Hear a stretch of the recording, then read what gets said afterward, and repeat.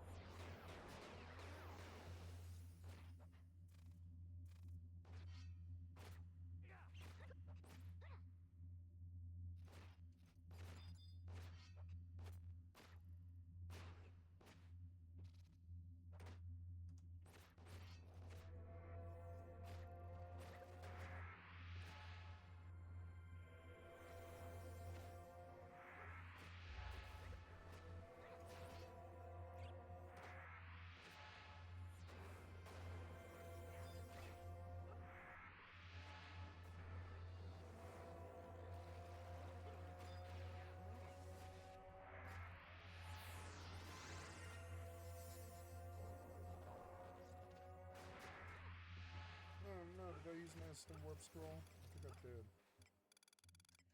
I'll have to equip a warp cudgel. Well, at least I have him.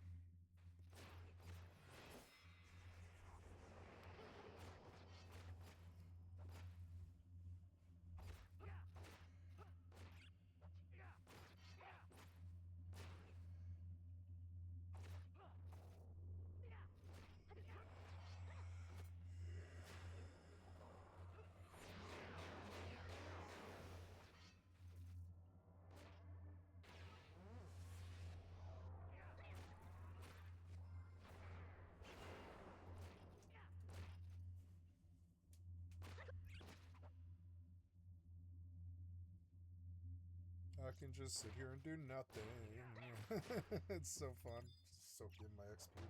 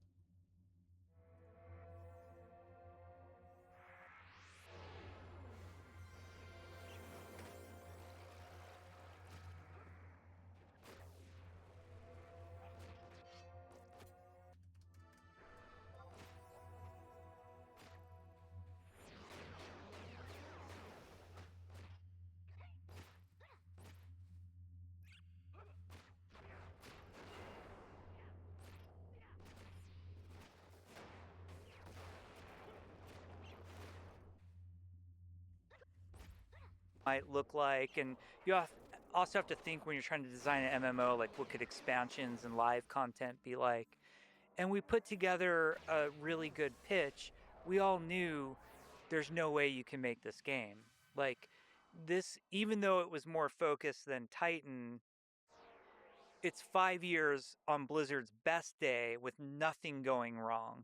In perfect scenario, 5 years to make that game. Probably with 150 to 200 people. Like these 40 people are not making that game in 2 years. So as much as again, that was an idea, not a vision, because it lacked the path to reality. Because that's a legit large-scale MMO in a world that you haven't quite developed in the way that an MMO needs. It was really crafted for the real-time strategy formulation of StarCraft, and it's in space. It would take. I mean, it would be incredible, but it would be a 5 year and realistically even more. Like an endless thing that you'd spin on that team. You're making the StarCraft game. How do you get from planet to planet? Is it a cutscene? No one's going to want a cutscene, but we should probably make it a cutscene because that's easy. But we got to have space flight. That you're adding like 3 years just by saying we got to have space flight. You are. Yeah. And then how do you make a space game without space flight? We've all played them. We know those games. So are you essentially, when you're brainstorming like that, and by the way, it's such an incredible thing that for 2 weeks you're just really falling in love with the game altogether and trying to figure out if it's actually possible. So if you're developing that, are you just constantly trying to say, like, what is the simplest possible thing we could do that's a complete world? Like, are you constantly trying to simplify, or are you allowing yourself to go big? So when you're brainstorming and you're with the team and you're the creative leader, it's guys, what's fucking amazing? What's big? What's what do players need? There's a Blizzard design value called what is the fantasy? What is the fantasy? You want to be in space. You want to be in the StarCraft universe. And then your job as the game director, and if you have a great creative director, art director, tech director, the director should be scoping it back into reality.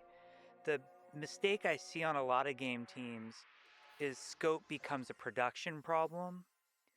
You give it to the project managers or the executives or the producers to say, no, there's not enough time, or you guys should hire more. Because, Right. like, what do executives, what do those types have at their disposal? They can hit you with meetings in Outlook and tell you that you can hire more people. That's not really how you get the game made. That's why they get paid the big bucks.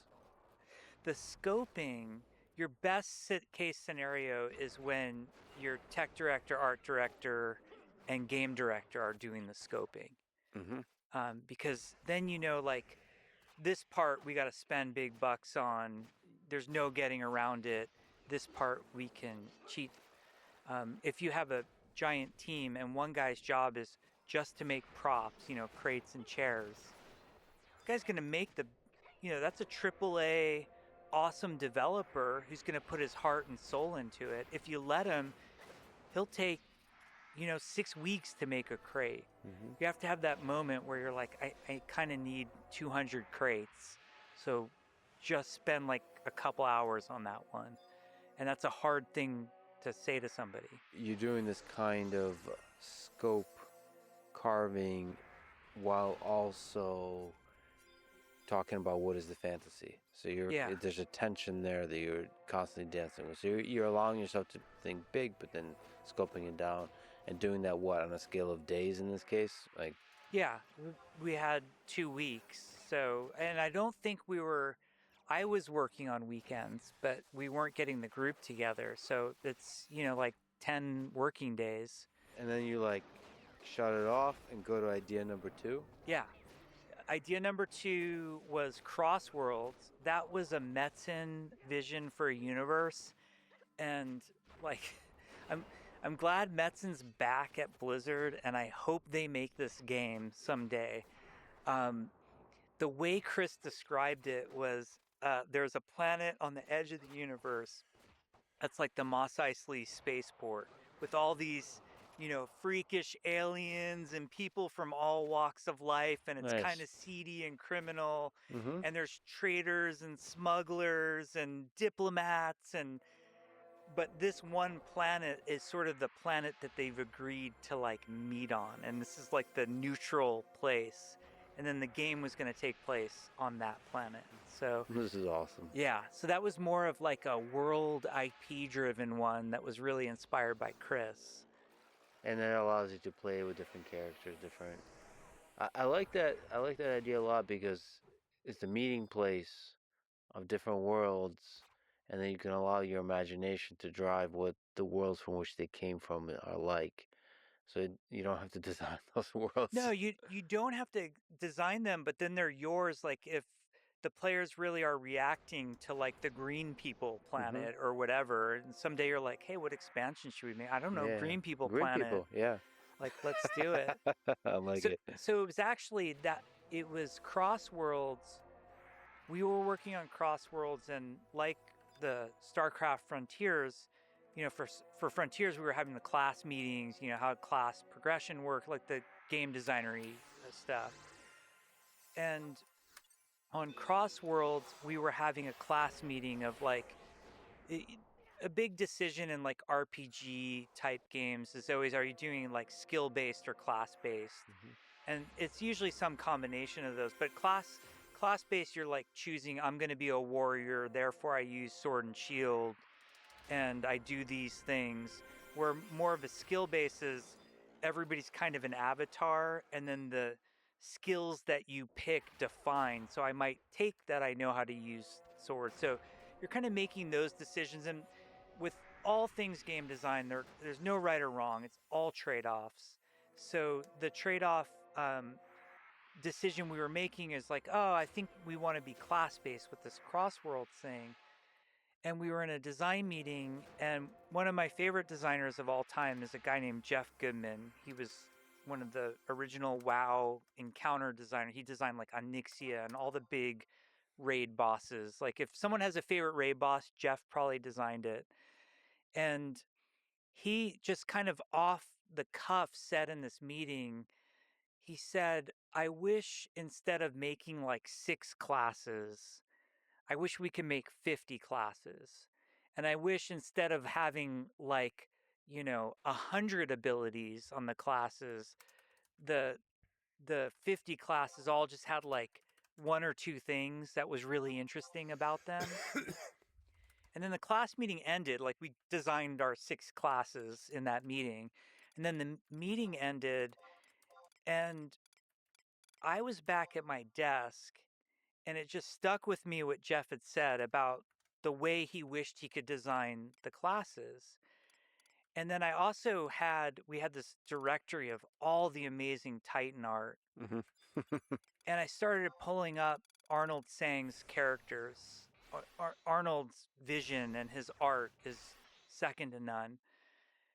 And I started taking some of the old Titan characters that we had designed. We had a class called the Jumper. And the jump. Okay, I'm gonna go bio. I'll be back.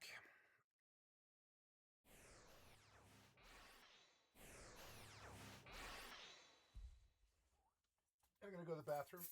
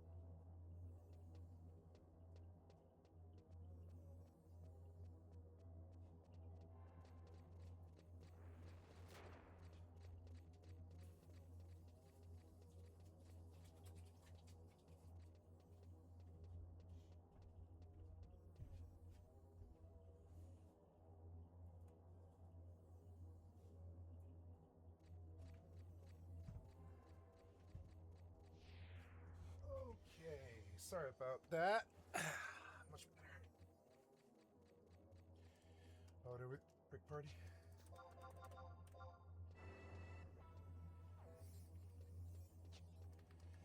Okay, so that party's over, and I don't want to party again tonight. Some water on the glasses. Oops.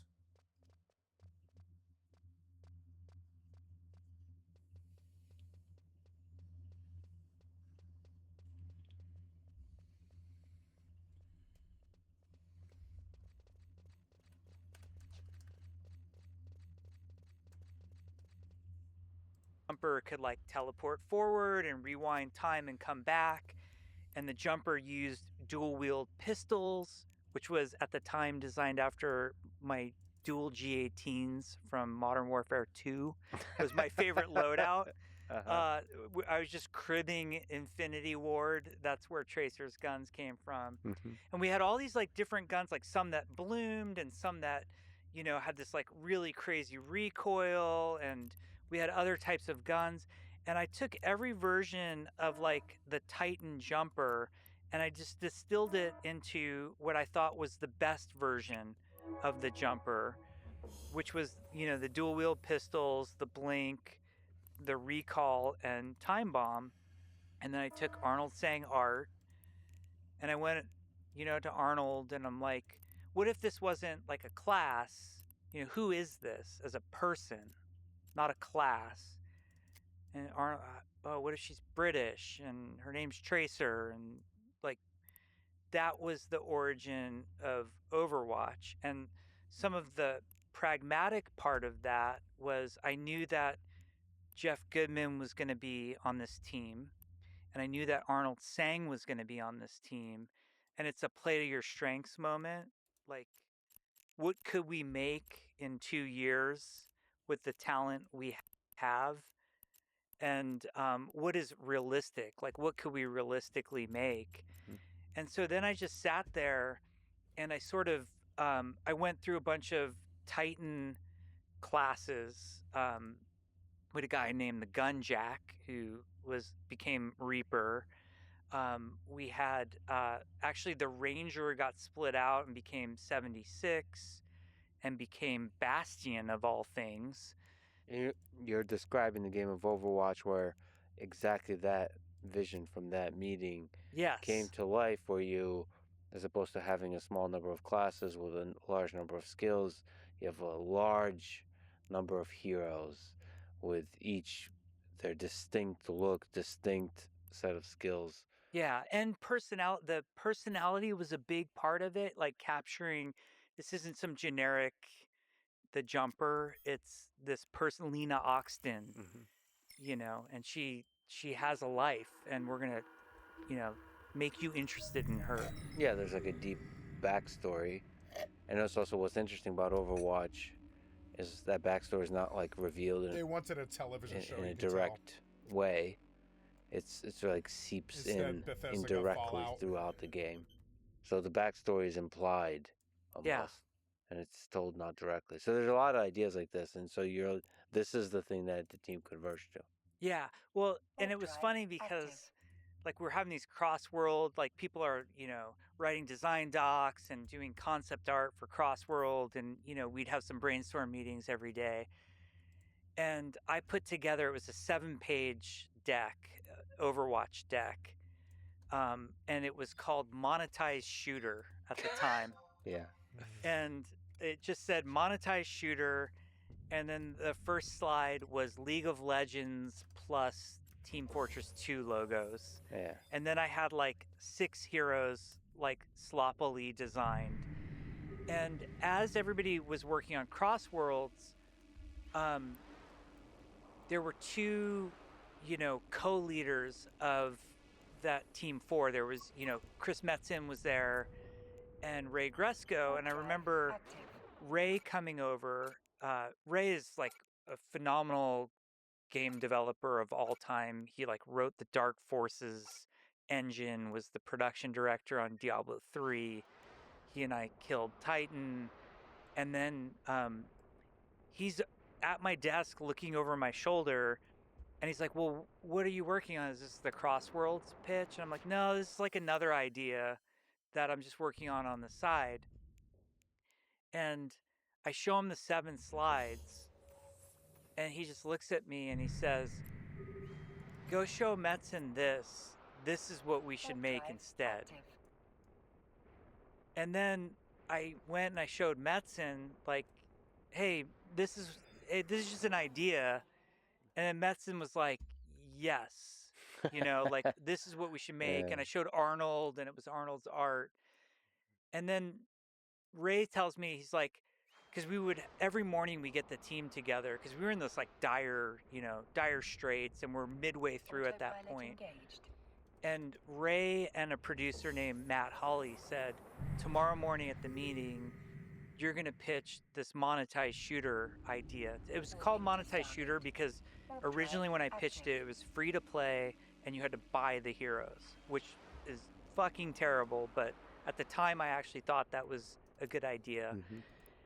And I'm walking down the hall with Matt Hawley to go like pitch this to this group. We're supposed to be working on Crossworlds, and they're like, you got to pitch this idea to them. And Matt Hawley stops me in the hall and says, Jeff, you cannot go into that meeting. I refuse to put up a deck in front of the team where the first slide says monetized shooter. Mm-hmm. They'll hate that. And that's not the spirit of who we are as, creative development. I'm like, yeah, you're right. Like, well, no one was supposed to see this deck anyway. You guys were all looking over my shoulder. And he's like, you need to put a name on it.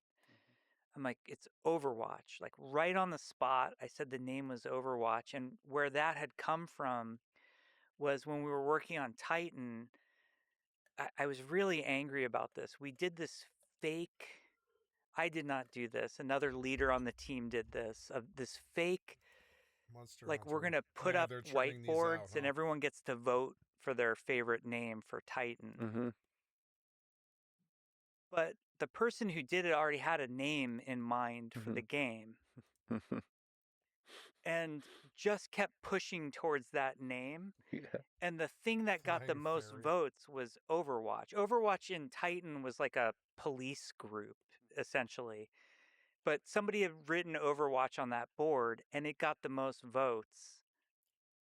So I basically named the game Overwatch to, like, high-five my team and kind of middle finger. Yeah. Like, don't act like it's a democracy when it's not. Yeah, So it's a middle finger. Yeah.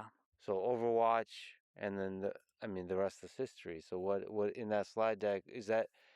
In that slide deck, did you already have a kind of forgot about that aspect crawl, walk, run idea of the way this would be developed?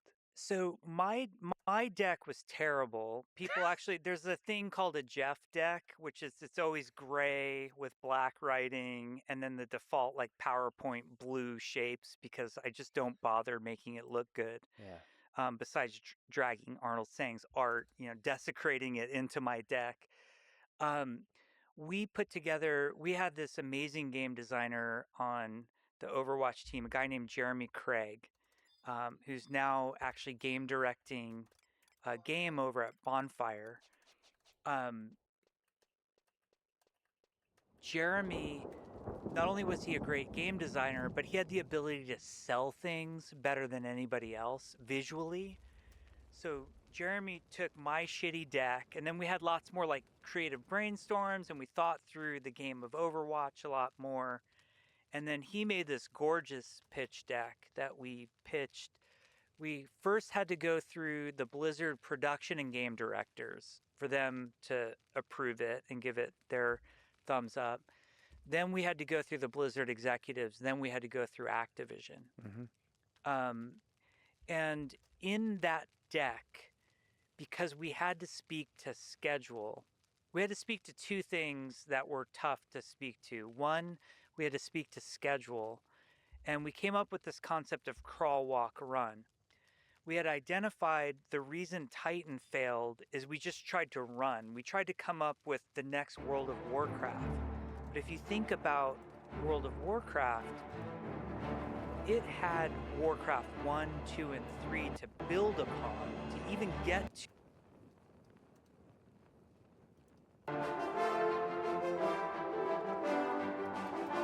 the point where people gave.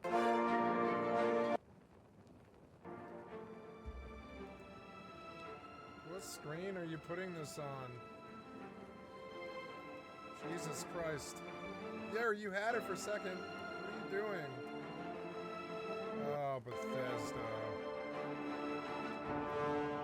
Why does Starfield run but not this? It seems so dumb.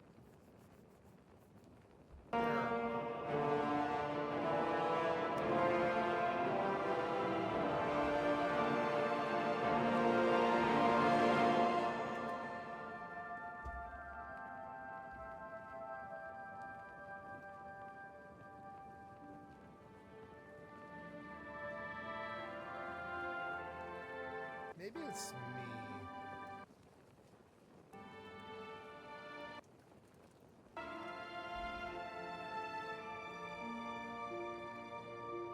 Yeah. That's what it is.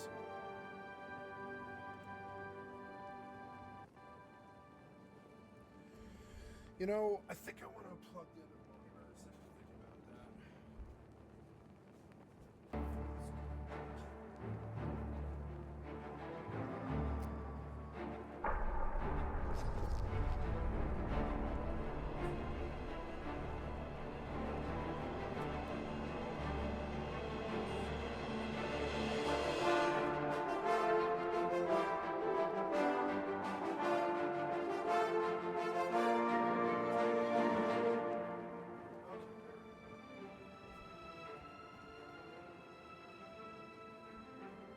Some monitor trouble there. We'll see if I can fix it.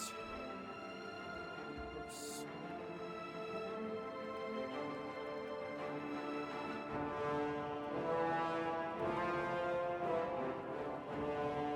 Yeah, a little better, I think.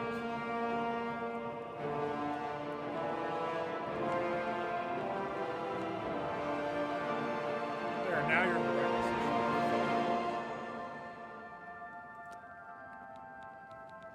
Running window, you suck.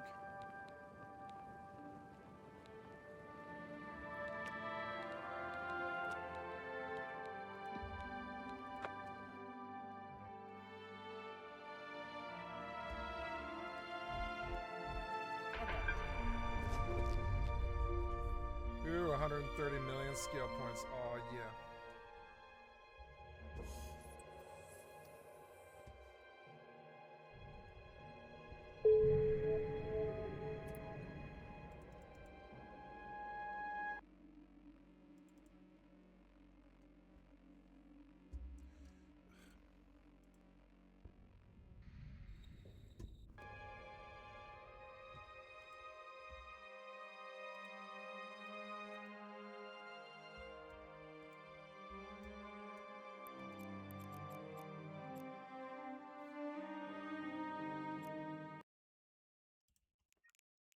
Autopilot engaged. Gave a shit enough about that world to want to live in the world of Warcraft. So the idea was that instead of trying to cut right to World of Warcraft, let's try to honor Warcraft 1, essentially. So this first game is just to establish that there's a universe you might give a shit about. We also knew that the time frame we were given of 2 years, there was no way to create a compelling PvE experience. So we just kind of randomly put dates in a slide of crawl, walk, run, thinking it was aspirational, and really we were just trying to save ourselves. Like, don't cancel us. You know, this team can make something great. The other part that we had to talk to too was like a mobile strategy. Like at that time it was like everything has to be also on mobile, which I think is the dumbest thing ever. And so literally what we did is, this was Jeremy's brilliant part. We had a picture with all the boxes, and then one of them is like a tablet with just a fucking Photoshop of, you know, Arnold's art on it. And we're like, And also, it'll be Mobile. on mobile. Brilliant. Yeah.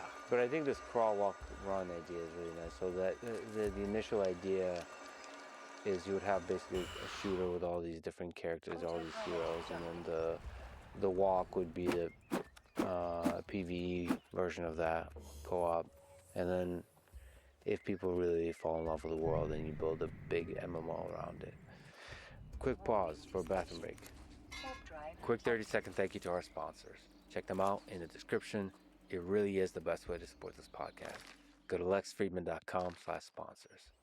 We got Finn for customer service AI agents, Blitzy for code generation in large code bases, BetterHelp for mental health, Shopify for selling stuff online, CodeRabbit for AI-powered code review, and Perplexity for curiosity-driven knowledge exploration.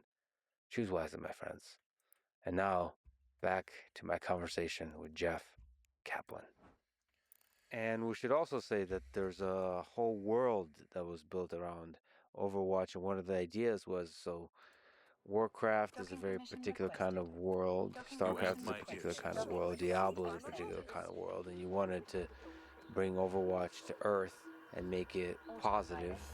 You give this talk where there was a lot of respect paid to the sort of dark, gritty, post-apocalyptic games on Earth.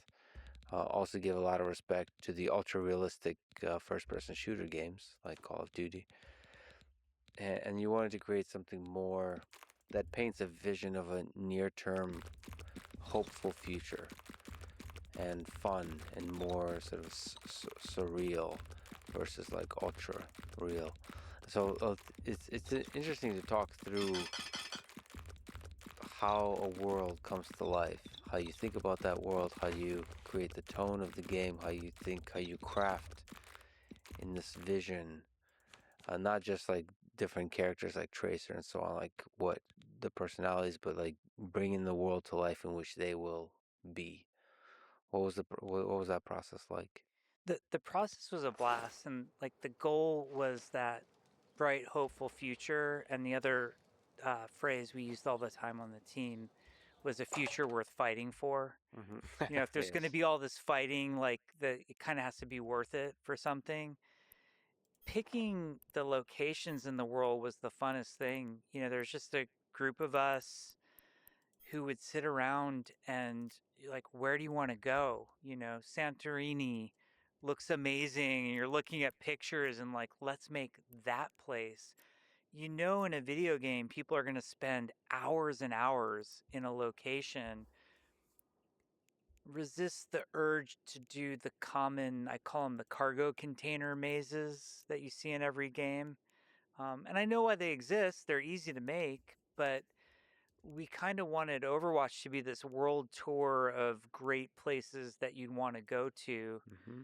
Or in the case of like Oasis, it's like, okay, maybe Iraq back when we were making this game wasn't the top of people's list, but what is the bright, hopeful version of what that could look like?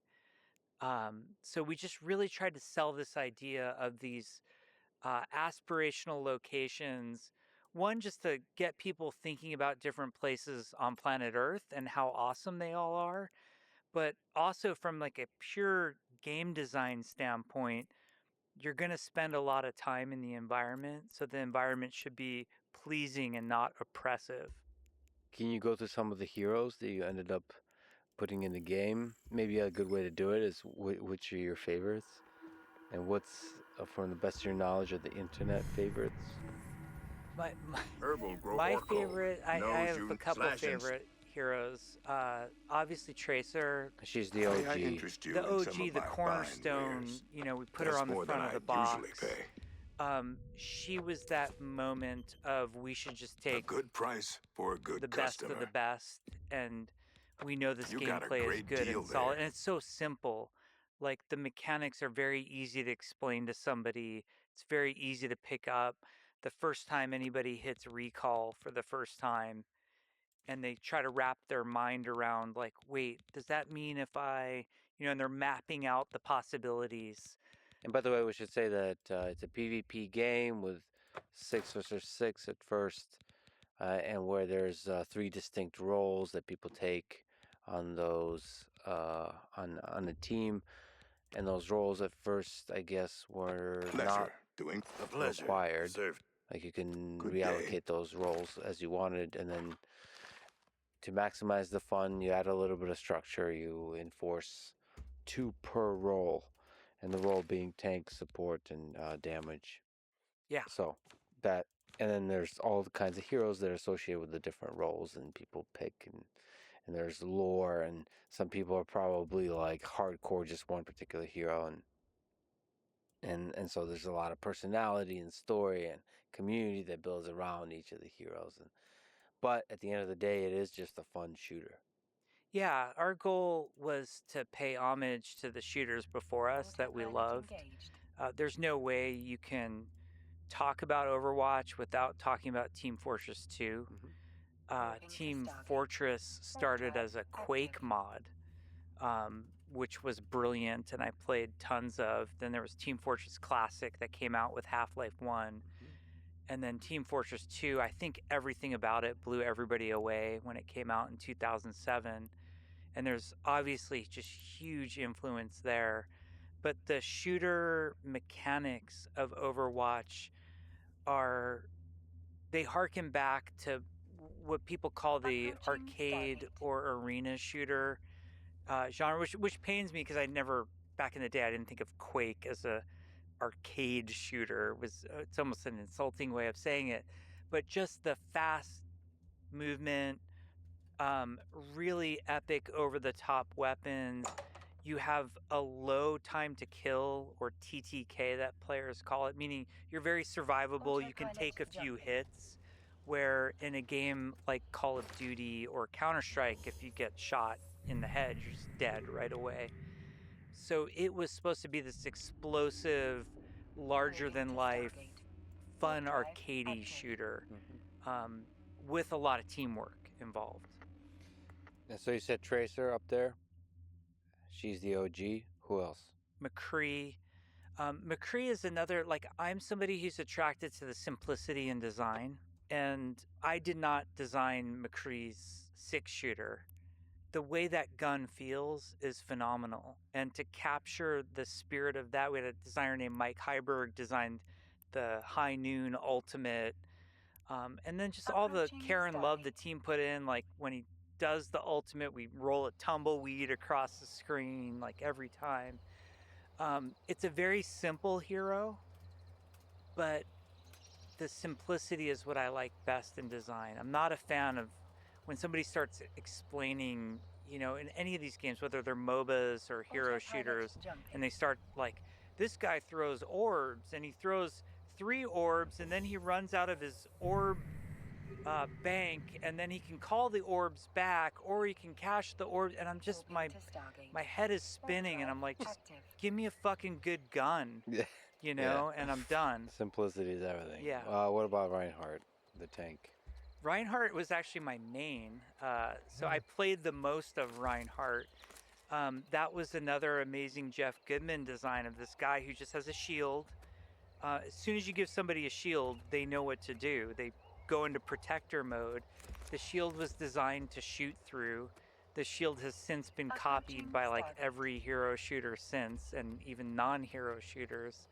And then he just has a giant rocket hammer, and he does a charge ability.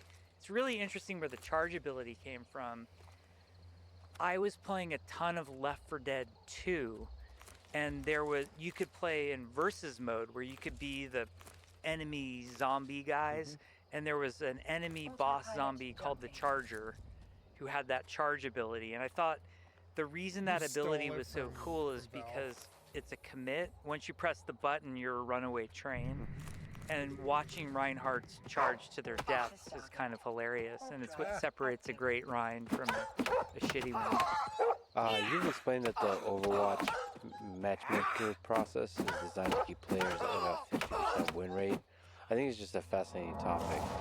Not to get too philosophical, but you can't have the up without the down. Hence the 50%. Can you speak to the complexity of what makes a good matchmaker? The matchmaking systems are some of the most complex design and engineering tasks you're ever going to tackle, and they're thankless. It's very hard too, because I think most people, and they're not being disingenuous, like if you ask a gamer what do you want, they're like, I just want a fair match, like just make it even. And the reality, what they want is they want a match where they're slightly better than the other guy. Yeah. Like they want it to feel like it was close, but then win. And you can't architect that. Like it's, it's a zero-sum situation. So there's got to be winners and there's got to be losers. The other really core problem, and we would study this all the time when people would complain, you see a Reddit post and somebody would say, I had a 6-game losing streak. This is so fucked. It's the worst matchmaker ever. Mm-hmm. Oh, Reddit. Yeah, right. I love Reddit. But we too. would look up that person's account. I would do that all the time. I love looking up people's accounts and seeing what would happen. It's like, yeah, he had the 6-game losing streak. He had an 8-game winning streak before that. Yeah. There was no post about how awesome is this. And the human psychology doesn't allow for that. One of my hindsight regrets about Overwatch, and this is, I think we did the right thing in the moment. It's, like I wouldn't go back and redo it. But if I was making a hero shooter from scratch today, I would make it less team focused. And we put all of our eggs in you noticing if the team won or lost. And we downplayed your individual contribution as much as possible. There wasn't a scoreboard. We had a medal system, but the medal system was, in my opinion, it was not good, because the losing team got medals and the winning team got medals. And on the losing team, they would use that. They would weaponize it against their teammate. Well, I'm the top kills and all you guys are making us lose. And it's like, okay, you're the top kills by like 1 and you guys still lost. So I would, if I was to redo it today, or for any aspiring hero shooter makers out there, I would actually downplay the team factor and try to put more focus on individual contribution, because that's just how people play. They're selfish. And I don't mean that in a bad way. It's that human nature they can't help. And in terms of how they experience the game, in terms of how they derive joy from it, or how they see the challenge of the game, is individual. Even when you're on a team, you're still feeling it's individual, fundamental individual experience. It's a small aside before I forget, since we mentioned first-person shooters so much. Outside of Overwatch, what are some of the great shooters of all time that you've played? Quake is the greatest. Quake is GOAT. Yeah, Quake is GOAT. There's a lot of contenders up there. What have you logged the most hours in outside of the game? Can you? Okay. A lot of folks have written to me that I need to play Rust, the video game. I have not. I've not even looked into it. Somebody on Reddit said it has a steep learning curve. I would like to give it a chance, because you have, to me, spoken so highly of it. So can you explain Rust? Yeah, Rust is an open world game. It's a procedural map, so it means that every time it's different. You're always on an island, and it resets every month. So is it PvP? It's all PvP. In fact, Rust is the most PvP thing in all of PvP. What that means. Rust players know what that means. Everybody who plays Rust loves it. Sounds to me like they're in a cult. So with all due respect, please don't write me letters. They're too busy playing Rust. They're too busy checking on their base, making sure it's not rated, to write you letters. Okay. It takes place, it's open world. You can do whatever you want. There's not really any directed gameplay to it. But at any time, any other player can kill you and take anything that's on you. Oh, wow. Yeah, and then you build what Rust players called bases, and you upgrade the base, and you try to make the base as safe as possible to store your stuff. And then you can make explosives and blow up other people's walls to get into their base where they're keeping all their best stuff and take all their shit. It like permanently? Permanent.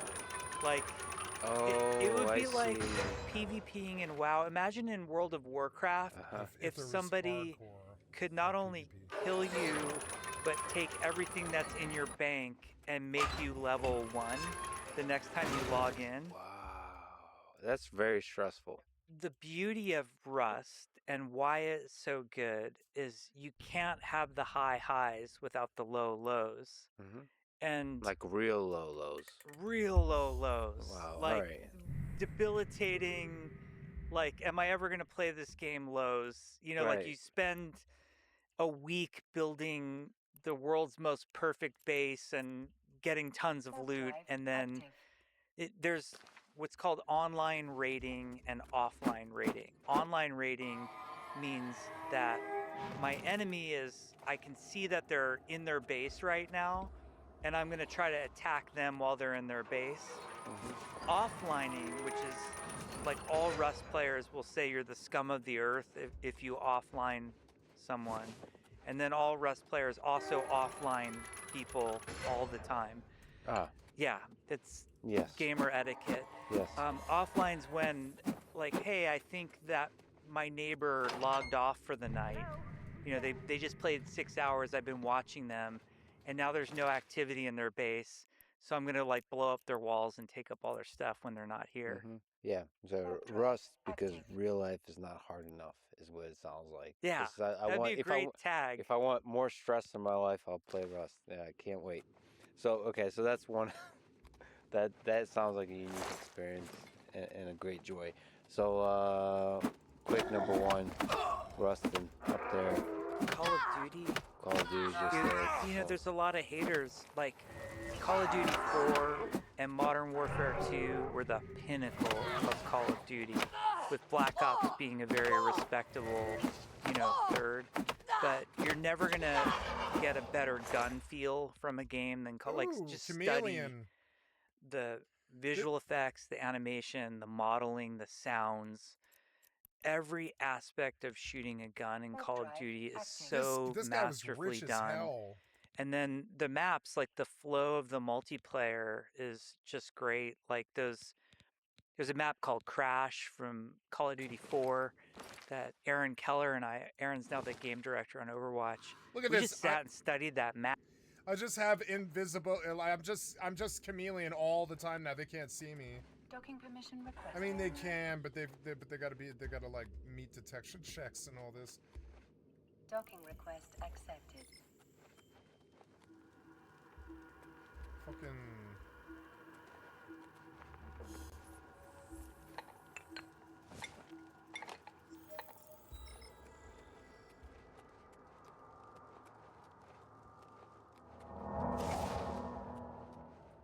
Something put my mana to full. Something was attacking me. That's not so good.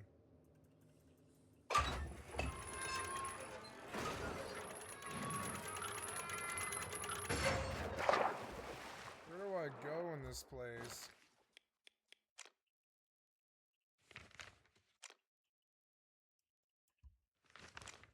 There's no map. There's like no map. I like this place, but it seems a bit puzzly for me. I'm just gonna leave, I think. Can't get out that way.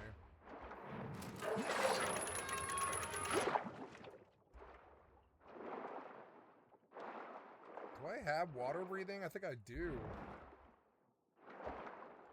I can just explore around with the helmet on. How did I not know about this helm when I first played the game? It's because there wasn't the internet back then. You would have just had to have found it. Here's some stairs up. Nice. But this thing? Is it hostile? Is it gonna kill me?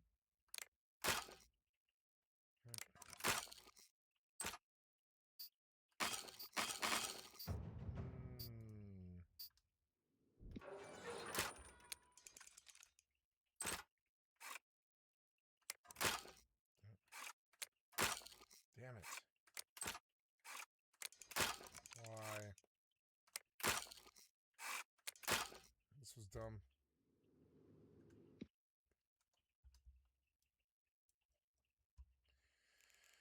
Okay, 2 in local, which is a good thing. WTYPM, PF,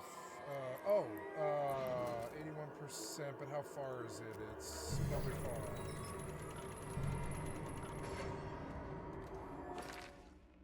How was that? How far is this? It's 15 jumps. It's too far, probably. 75, 81... 15 minutes, huh? I don't know. I think Autopilot engaged. I will do that, yeah. And just give me a waypoint and I'll just... Oh god, I don't know. No, I'm not doing this. It's too far. It's too far away. We'll just go do the scout. Caldari scout. Warp drive active. Do some faction warfare.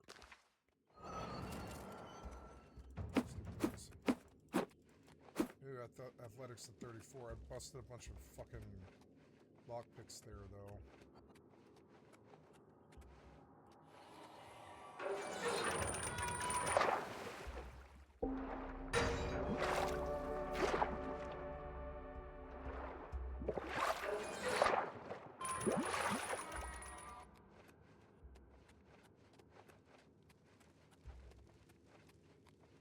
Yeah, but this room, like, ends here.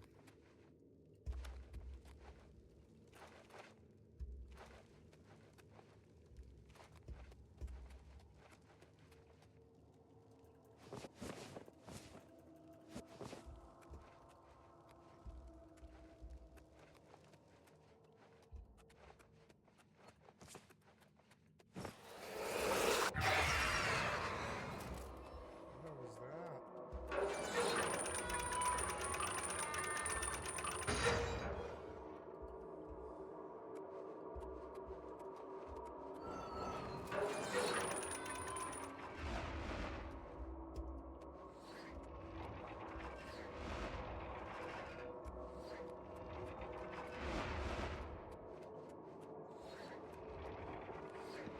I don't know how I did that, but I don't like this one.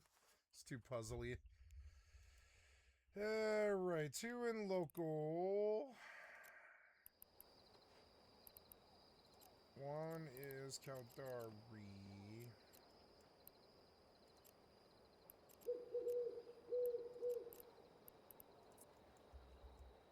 Warp drive active. Oops, you locked me up, damn it.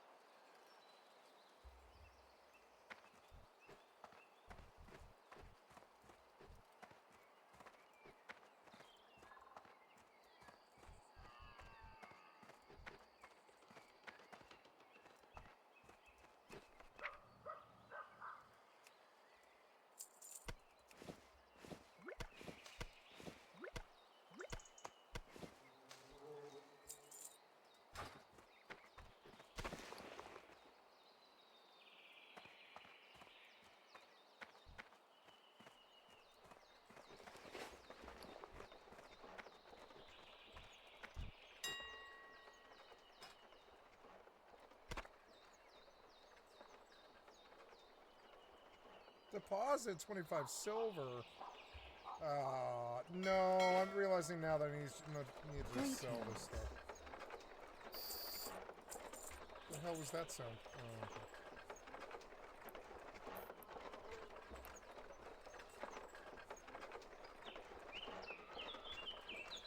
I think I need to recalibrate my HDR. Because this is a bit dark.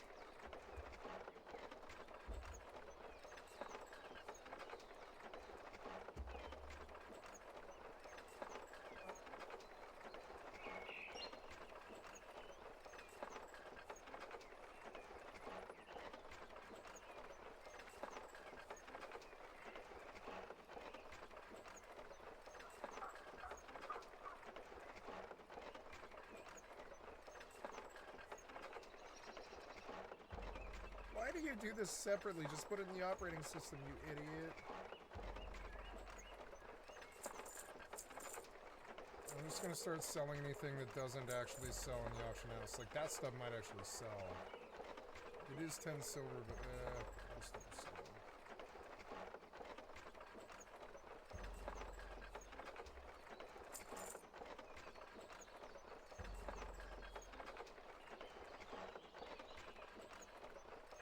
I don't know, that is skill up if I had the thing, but I don't. Go in peace.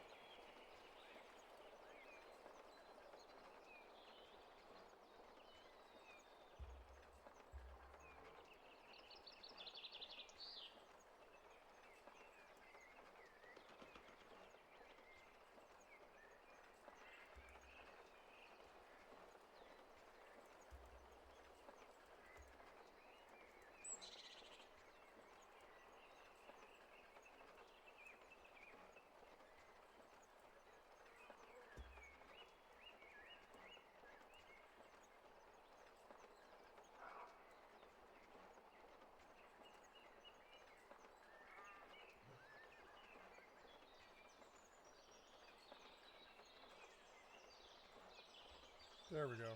Much better.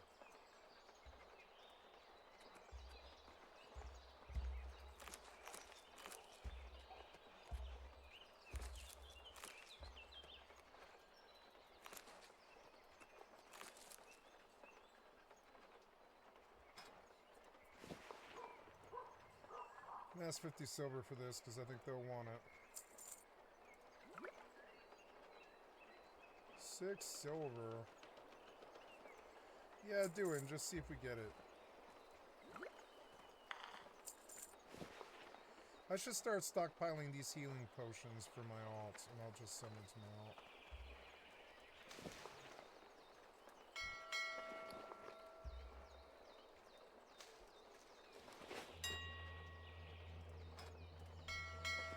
I do need materials for enchanting, which kind of sucks. I won't sell those. I'll keep them.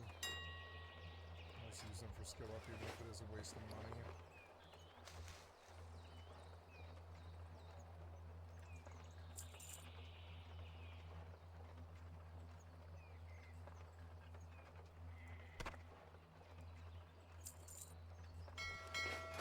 Gotta craft some light armor kits here. Oh, I'm off the screen.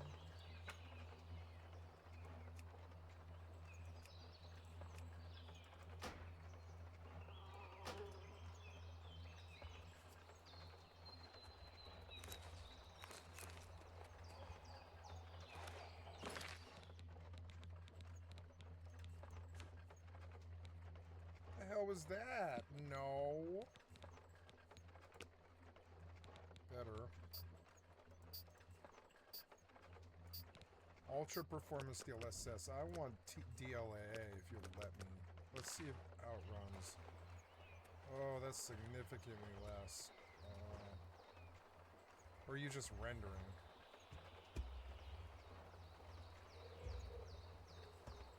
Yeah, that's a lot different.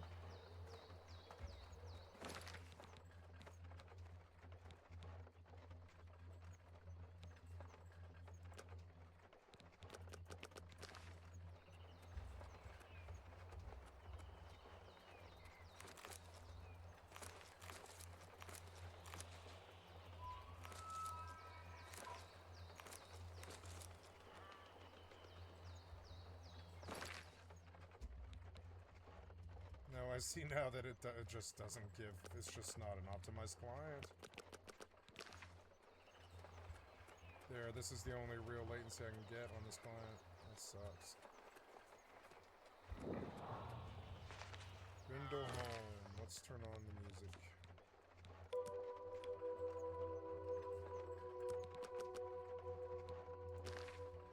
App or terminal from Modern Warfare 2.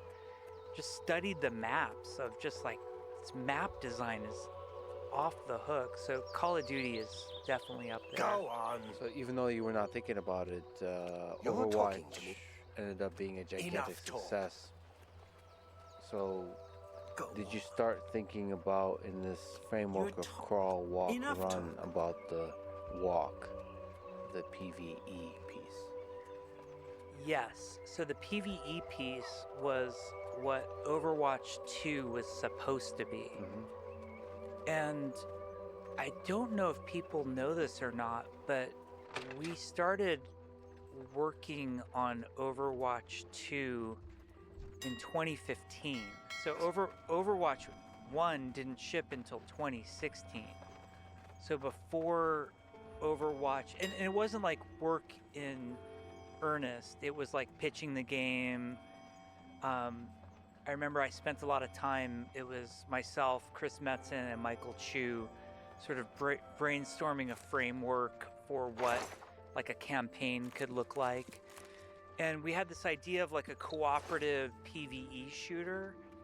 And we actually pitched it to the team before we launched because we were trying to put a bunch of runway in front of us that worked against us. And it's one of my biggest mistakes I've made as a creative leader in my career was Overwatch 2. There were 2 points of failure for me.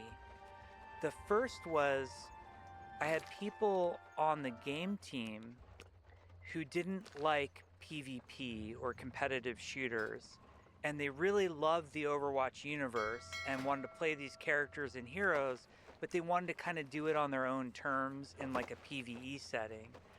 So even though Overwatch is this like runaway success and everybody's talking about it, they felt like they couldn't really engage with it.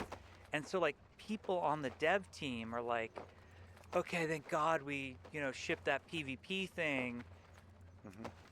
When do we start work on this other thing? So that came from a genuine place of excitement. And then the other point of pressure was from the executive team.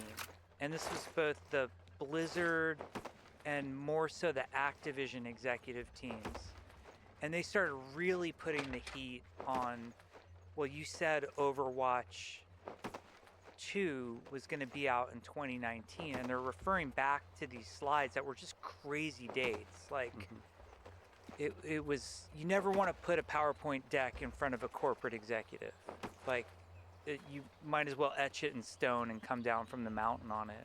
So you just threw some dates because the layout looked good. Yeah, this is just all bullshit. This is just in the same way we put like the tablet, we just put Overwatch, like put Tracer on a tablet and say we have a mobile strategy. So the executives started getting really angry at us that Overwatch 2 was slipping. And so when Overwatch 1 took off, I remember very early, we were in like May of 2016.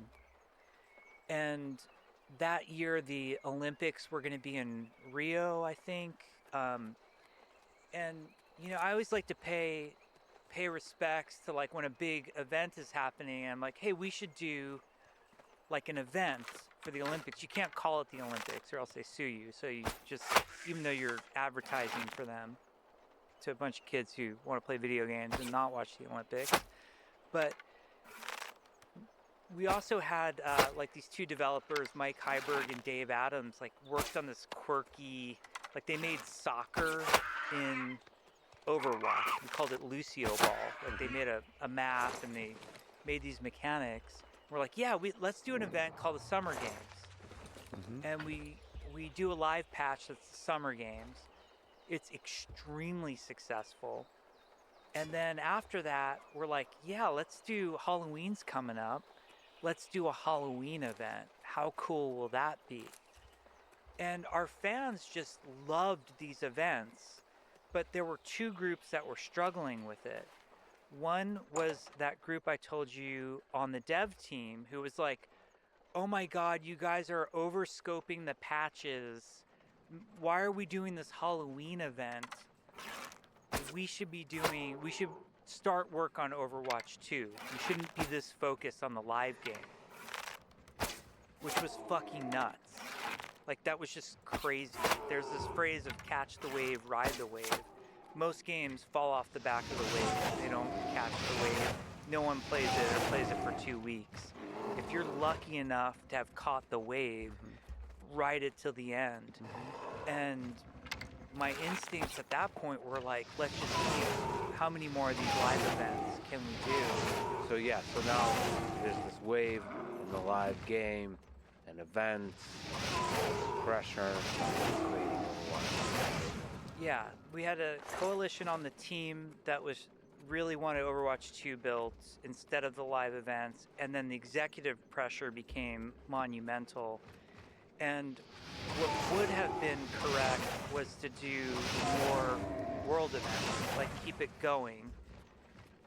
But the major derail was Overwatch League. And we really, like, the weirdest part about Overwatch League is I believe in it. You know, I helped pitch it along with some other people. We thought it was like the future of esports and doing regional-based teams, ensuring minimum player salaries and player protections. Like, there was a lot of very good about Overwatch League. And there'd be teams associated with particular cities. Yes. And there'd be international, there'd be real competition. So the dream, the ambition was really huge there. Yeah, the teams part of the dream was more of like regional-based, player protection, try to make esports more of a first-class citizen. Because there were all these stories about like shady teams, you know, screwing their players over. Where it got away from us was there was a lot of excitement about Overwatch League, like too much so, and then it got over-marketed to the people buying the teams.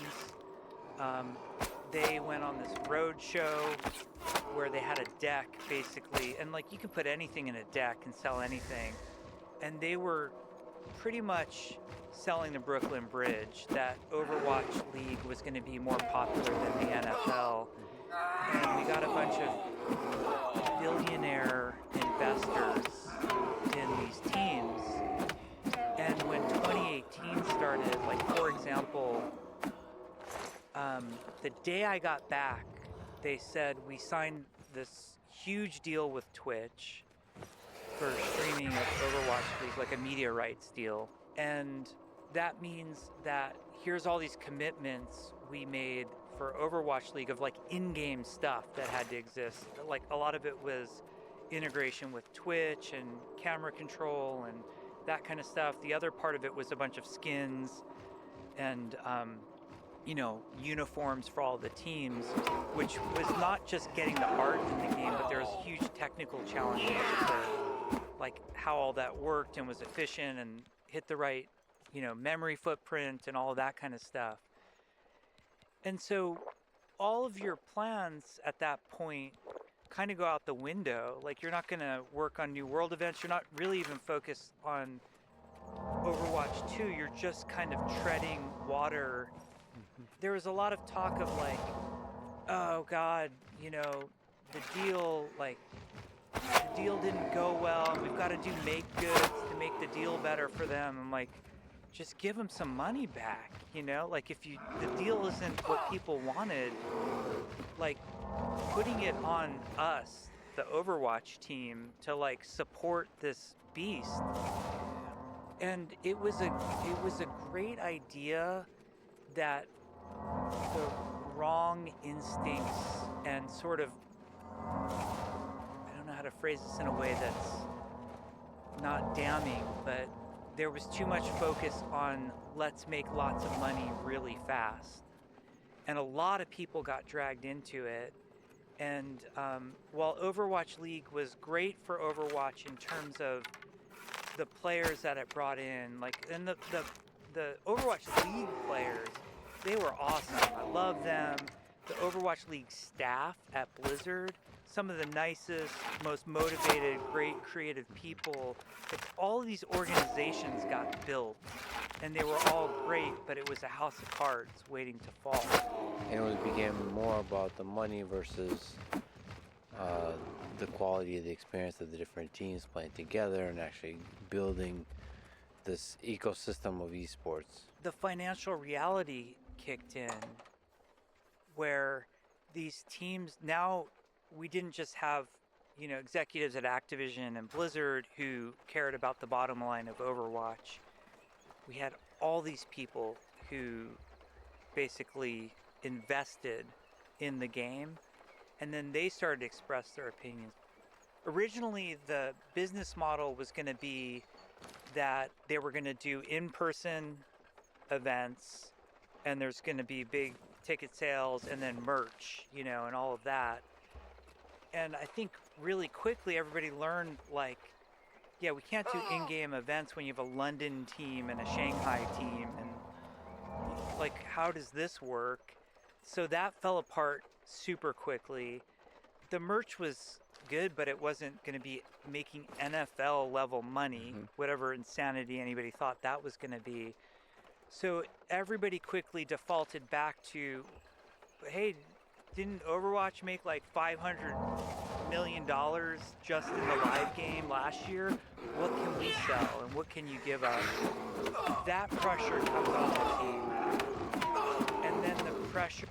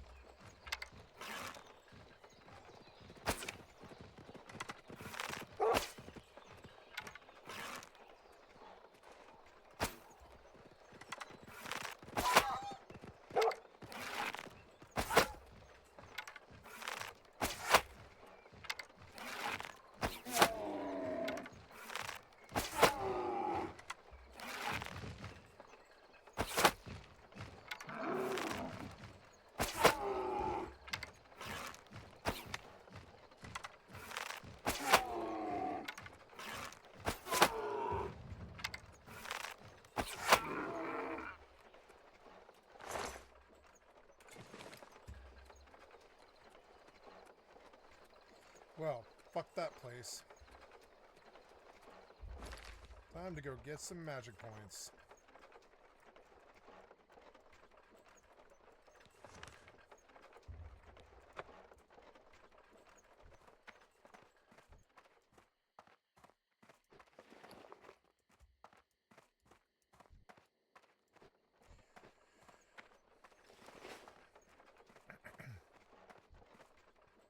I have a lot of medium leather to sell. A lot of it. And I'm going to sell a lot of it.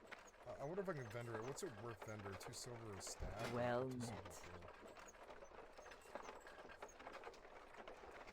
Two met. silver. Oh yeah, it's 2 silver a stack. Huh? Be careful.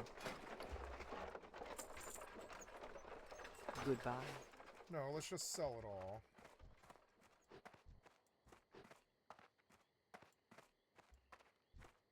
And it look with the HDR inside, it's like really bright. It's kind of cool. Greetings.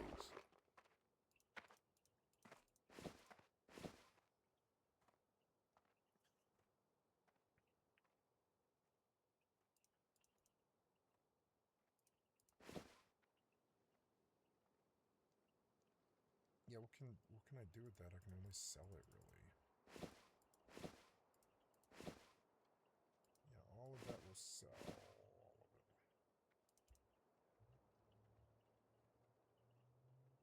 I'll save those for later. Be careful. Send 9 heavy leather to Executrol. Send to Executrol. Send heavy leather.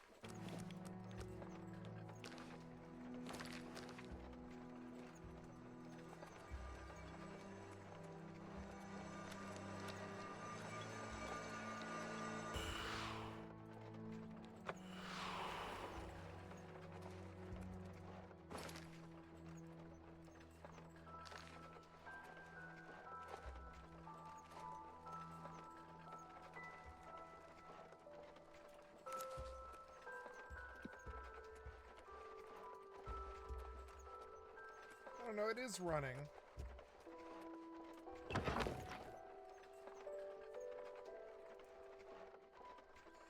Now, is there a point to making any of that stuff? I don't think so. No.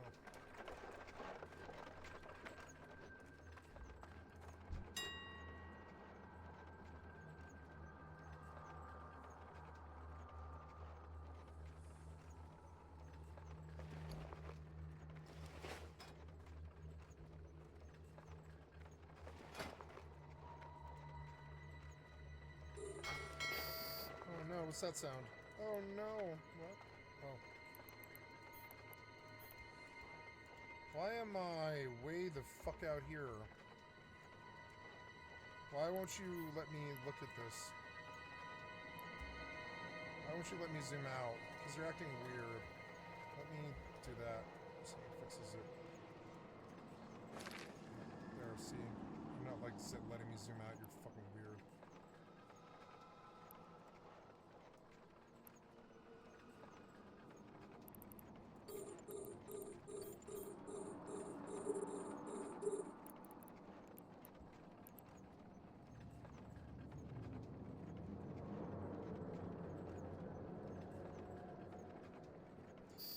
Fort Eurosec.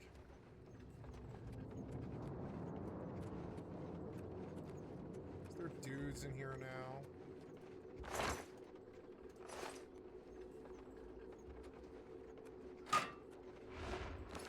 I think I need torches as well as this helmet.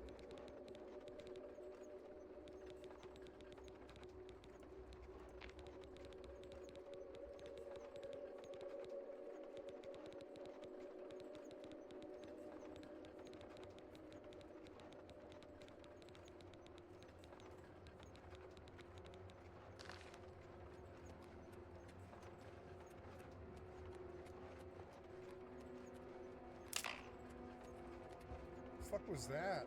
Oh. Guess it was nothing.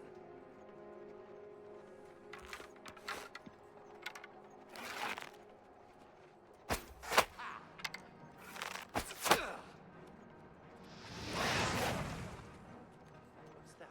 Hello. I was so lucky you missed it.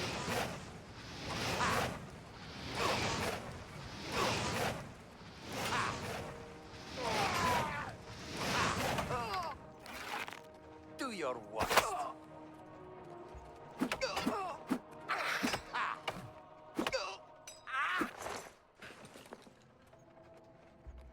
I'm over encumbered already.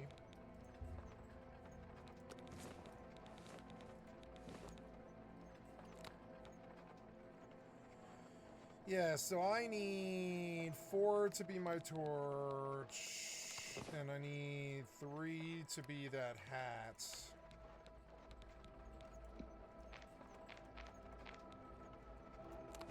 Yeah, and then 5 should be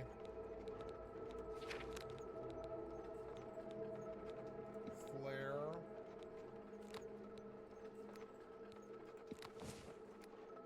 Absorb health, yep. Okay. I gotta get back out of here.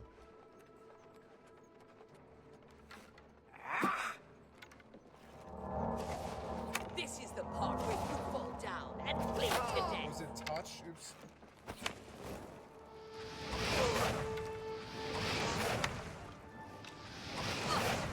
Take that!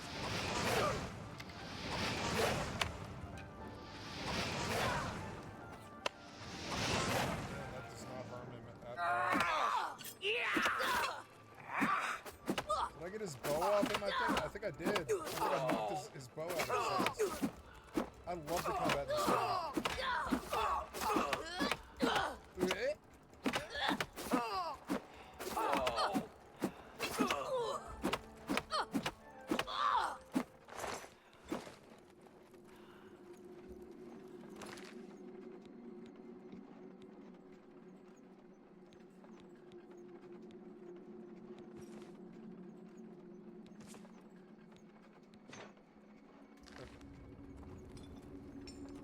Hi, kitty. You want some laughing?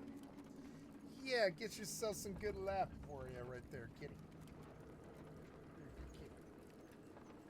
Get yourself some good laugh. How you doing, beautiful kitty? Look, it's a cool silver arrow. Or no, it's a dwarven arrow. Who's fighting dwarven arrows at me? I do like this to begin. I just wish I could get the graphics to go better. Will you give me medium at least? Try. They say medium. Let's see if medium will run. And then turn some stuff off. Like, view distance doesn't need to be far in this game. I want the effects really high, but I don't know about that. The foliage can go down. Shadows can go down. Global illumination and texture I want on medium. Reflection down. Post-processing on medium. Hair quality could be lower. Cloth quality should be lower. Lumen RT, DLSS on Ultra, Sharpness, and Frame Gen.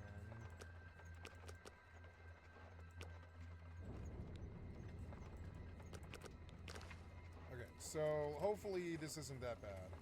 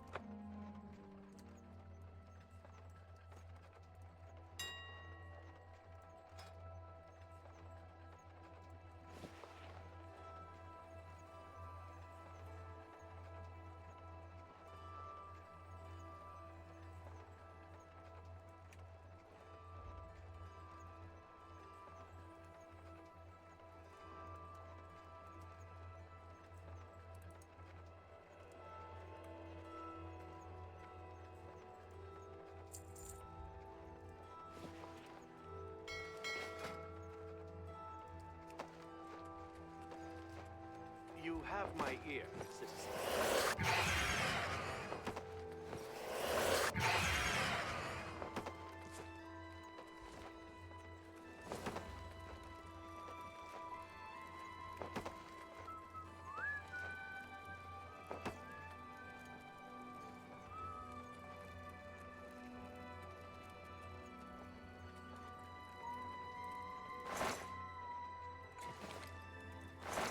took everything again. I hate their system. It's so bad.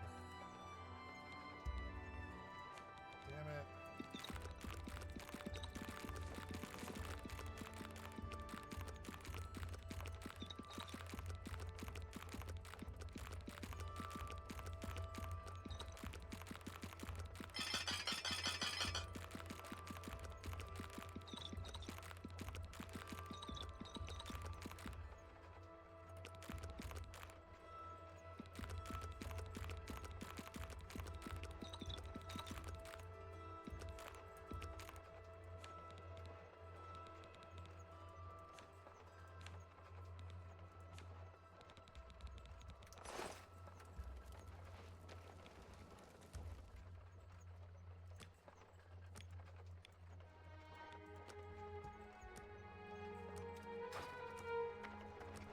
How may I aid you?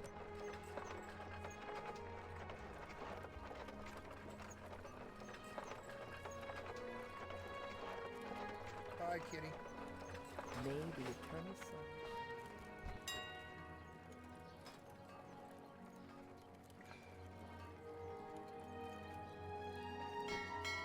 To ship Overwatch 2, and all care and love that we had for like the live game and the live let's just make events and new heroes and new maps.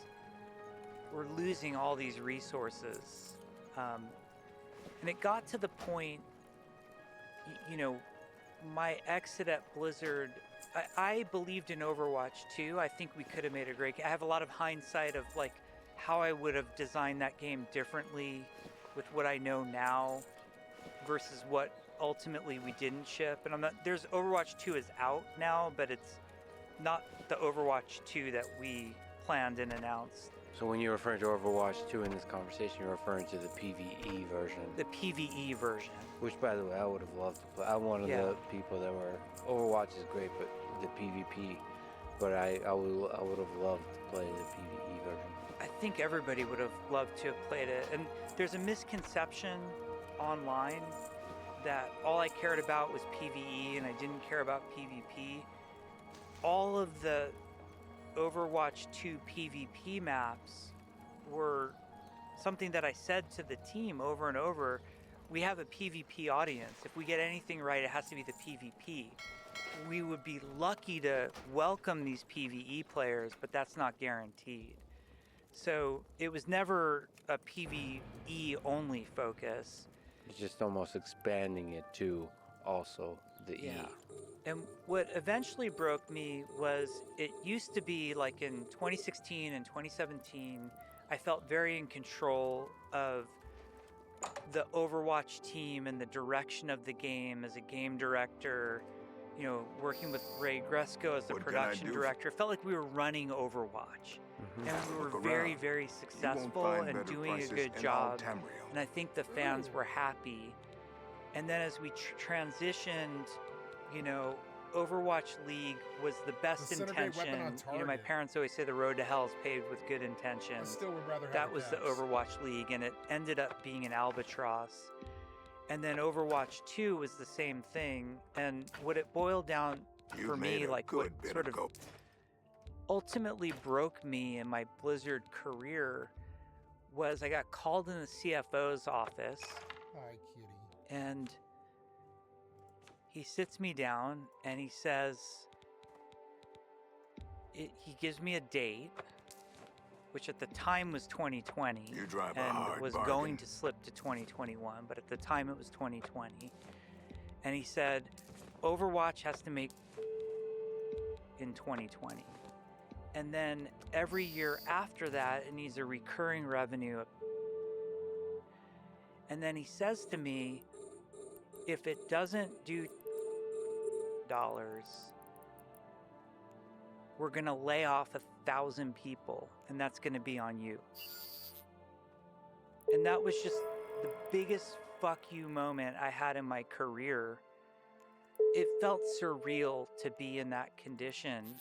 And as somebody who's worked on a lot of games, made a lot of games, you get in these meetings where they're like, Fortnite has 1,400 people working on it. if you just hire 1,400 people and make it free to play, we'll make that money, right? And that was, I had believed Come I would on, never nude him work out. any place Nude but him Blizzard. out. I Nude loved him it. out. It was a part of Nude who I him out. was. Nude him out. And I felt I was a Nude part of him out. it. Nude And I him out. literally thought I Nude would him retire out. from the place. Oh, I good never fight. thought the day would come. And that was it. I was like, Why did you it's- invade? You're stupid. we're done here. Luckily for Blizzard, that CFO is no longer there. I mean, Blizzard is one of the greatest companies in the history of Earth. They've created so many incredible video games. It's so difficult to create so many hits, and they were done not by chasing money.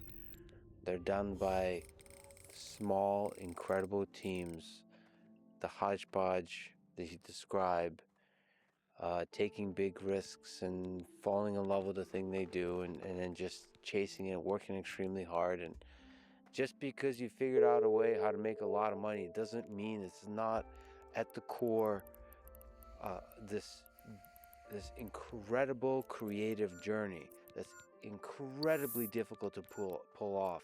And just because you got a bunch of really smart creative people who have somehow figured out how to pull it off multiple times in a row doesn't mean you can just treat it like a machine. Every single time it's this beautiful journey of a hodgepodge of weirdos working together, and weirdos have to run that thing. If you ever have a chance to create something special, you have to have weirdos at the helm. And at the degree to which you don't have weirdos at the helm, creative minds at the helm, and you're a business person at the helm, get out of their way, right? You cannot have the meetings like you're describing. And I don't just speak about this particular company, it's just the entire industry. There's so much joy to be had if we keep creating great games. And I just hope we get to see those great games. I think there's a message to creative people out there and people who make stuff. We're so focused on the love of the craft that we get lost in it, and we love doing it. And we're not cutthroat, and we don't have that kind of ambition. We have a different kind of ambition. But there's this whole world, especially as soon as you're lucky enough to have success, that are very cutthroat and very ambitious. And for whatever reason, we keep giving ourselves to them. And we need to stop giving ourselves. World of Warcraft, when we made it, there was no CFO at Blizzard. You don't need a CFO to make World of Warcraft. You need artists, engineers, designers, producers, and an audio team. You don't need to bring in, just because you're making a lot of money, it doesn't mean you need to now start adulting by bringing in a CFO. You can figure it out. And there are great finance guys. Like, I've worked with finance guys who get it and get out of the way and respect, and they're gamers and they sort of understand. But like, I wish developers would understand their own value more and stop handing the golden goose to people who don't deserve it. How painful was it to say goodbye? It broke me. I think after you've been at a place like Blizzard, which I love Blizzard. To this day, I have nothing but warm, fond memories. I mean, there's those moments where you're like, I wish that hadn't happened. But on the whole, that place is mecca for game development. And everything I have is due to Blizzard. They provided for me and my family, made me the person I am. So separating from Blizzard was one of the most painful things. And I was very sad when I resigned. And I didn't realize how broken I was until recently. Like the morning grieving I had gone through of like, I think I'm a little fucked in the head for not being there anymore. How could I give that up? How could I not be there anymore? It was really, really painful leaving. Can we just speak to, I don't know, I don't think we can give enough love to Blizzard. It's a legendary company. For me personally, for everybody, for millions of people, created some of the greatest games ever. Warcraft, StarCraft universe, Diablo, WoW, Overwatch. What made it such a legendary game company? Just looking back at the whole of it. The start is Mike, Alan, and Frank. It was run by 3 gamers. They were all 3 of them programmers. They made the games before they just ran the company. So they knew what each of us as developers beneath them were going through, and they protected us. They shielded us from all of the nonsense. And even when they would align with a business person, they had a COO in the early days named Paul Sams. And Paul protected us. You know, they found great people who got it. The company, when I joined, was like 95% developers and like 5% operations. When I left, it was, 50-50, and that's like a 4,500 person company.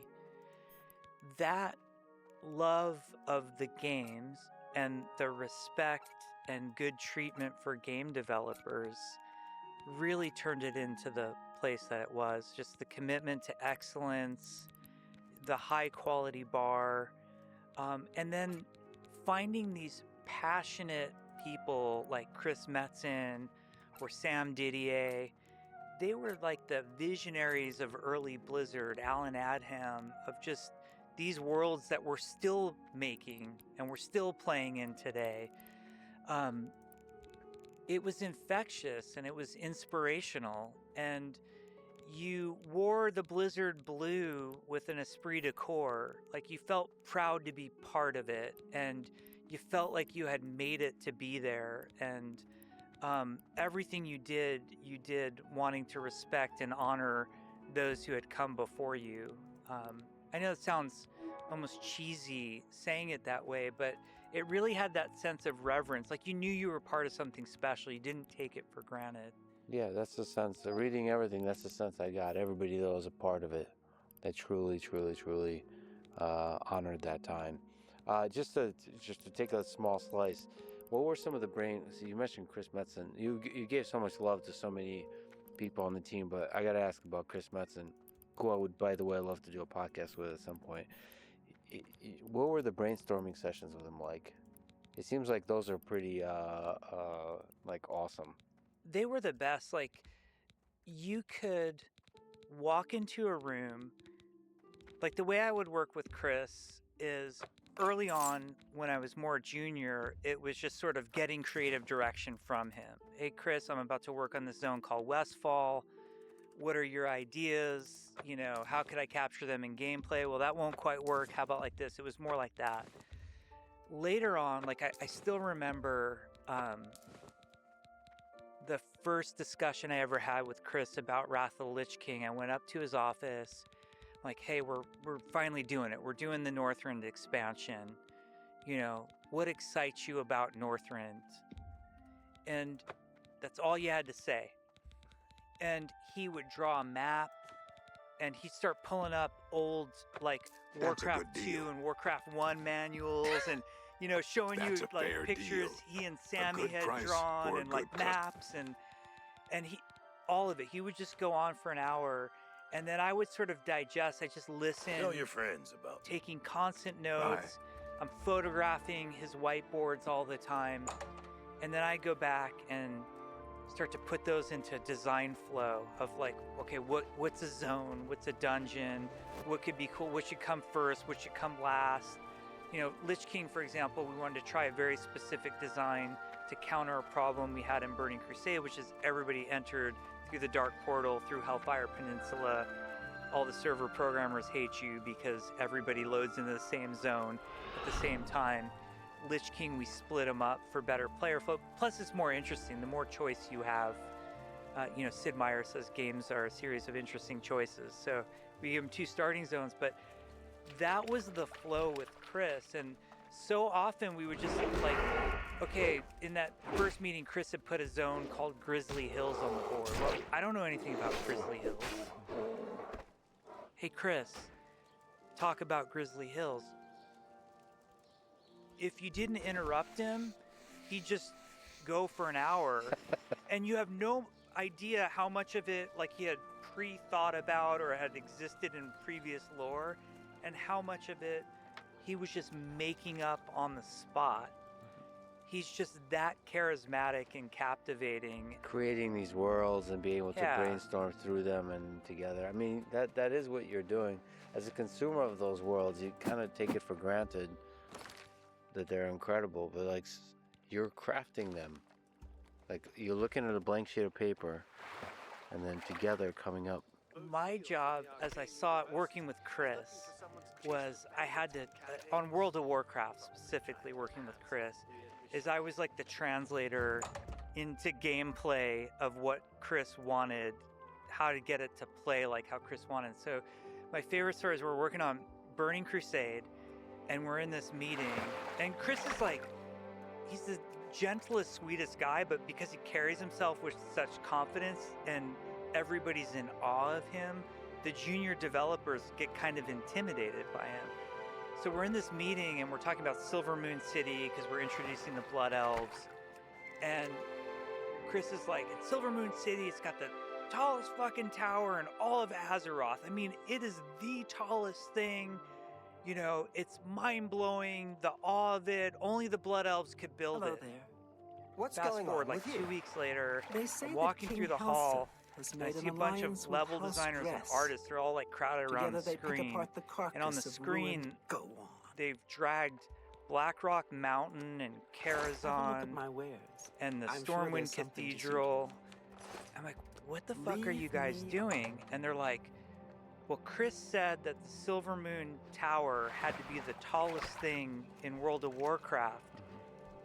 And so we're measuring how tall all of these other things are so we can make the tower taller. Good afternoon. And I'm like, guys, I heard there were some goblins around. Chris doesn't know how tall the burning steps, you know, and the cathedral in Stormwind is. What Chris means is just make the tower really fucking tall. You don't need to measure it. And they're like, oh, okay, that's okay? Yeah. Like, are you willing to take the heat? I'm like, I'm willing to take the heat on this one, guys. What's at the Yeah, end of that site it's just a here, that feeling. thing It's a on the vibe. It's a vibe. Yeah. And I also just personally have to give all the love in the world for the current Diablo 4 team, because I've spent most recently out of the Blizzard games, spent a huge amount of time in Diablo, and they've created some, and it's not just the loot. All right, it's the whole experience, the art, everything together, and the season they've created a really wonderful world. So I could see, I could feel how much effort goes into that. They're crushing it. And I think Diablo 4 in like modern times is one of the best worlds that have built, and they understand Diablo players. Like that community is so hard and so demanding, and that team is amazing. Yeah, there's a lot of richness. It's like it's You didn't really. do anything to 4. You I didn't mean, I don't know change it how from often you 3 get that, but it's anywhere. really the perfect Diablo game. They've really like evolved a lot, grew a lot. So there's this whole mathematical component of just so many numbers everywhere, and it's all balanced really masterfully. And then, of course, you have to come up with new content with the seasons, and they figure out ways to do that. So, and a crazy pace. Yeah. And still make it super fun. They're a great live team. Yeah. And for me personally, like I said, the couch co-op experience has been really, that aspect of it is really great. Just all of it. It's one of the greatest games in recent history. One of the things I wanted to mention, because such is a powerful speech, is sort of instead of doing some kind of corporate goodbye as you were leaving Blizzard, you allegedly shared with your team a video of David Bowie giving advice, and people should go watch this clip. But if I may read it, Bowie says, "Never play to the gallery. Always remember that the reason that you initially started working was that there was something inside yourself that you felt that if you could manifest in some way, you would understand more about yourself and how you coexist with the rest of society. I think it's terribly dangerous for an artist to fulfill other people's expectations. I think they generally produce their worst work when they do that. And the other thing I would say is that if you feel safe in the area that you're working in, you're not working in the right area. Always go a little further into the Goddamn water right. than you feel you're capable of being love it. in. I love it. Go a little bit out of your depth. And when you don't feel that your feet are quite touching the bottom, you're just about in the right place to do something exciting. That's how I feel about my job. Speaking of which, Autopilot jumping. you are just about in a place to do something exciting after leaving Blizzard. You told me that you tried to take some time off. Warp drive How did that work active. out for you? Not so well. My wife was wonderful. Told me I needed to take at least a year off and just, I've been going really hard. I'd gone 19 years, barely taken vacation. And I let Blizzard consume me, and, I was crushed by leaving because I loved the place. And Approaching Stargate. I didn't know what to do with myself. I was pulling weeds in the backyard. Literally gardening. Yeah, well, she won't let me garden in the garden because that's hers, but I'm Yeah. allowed to pull the weeds. Right. So I got very good at that. I was very proficient. And then of all things, I cracked out on Call of Duty Black Ops Cold War, and I unlocked Dark Matter Ultra, which I'd never, that's like a crazy achievement to do in that game.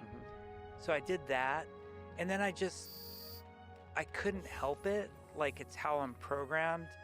It was like, at this point, it's late spring, early summer, and I'm just sitting in the backyard, Warp drive and I just active. started writing with Notepad about, here's a game I want to make. And it was so terrifying because for 19 years I had worked with the greatest developers, I thought, in the industry. And, there'd be moments where it's like, okay, I want to do like a game world map. Like, hey, Aaron, you're amazing at making game world maps. Like, you do that. And, Approaching Stargate. I need some story hooks. Hey, Chris, what do you think would be cool here? Like, it's so Check, check, collaborative, check. and I was surrounded by the Change best my of the best, and there I was by myself, and I was out there again, and I loved it. It brought all the joy of game making. I thought games were no longer fun to make because it was only about business, and somebody's asking me for unreasonable amounts of money and unreasonable amounts of time. And I had forgotten the pure joy of the craft of making games. And I was designing, I was going online, I was watching Check, YouTube check. videos to learn What is it, citizen? Unreal and Adobe Illustrator and all these things to like help me make games, whatever, Blender. Approaching Um, Stargate. I had no right to be doing any of that, and it just felt so amazing to do it. And I sort of realized I came to two realizations.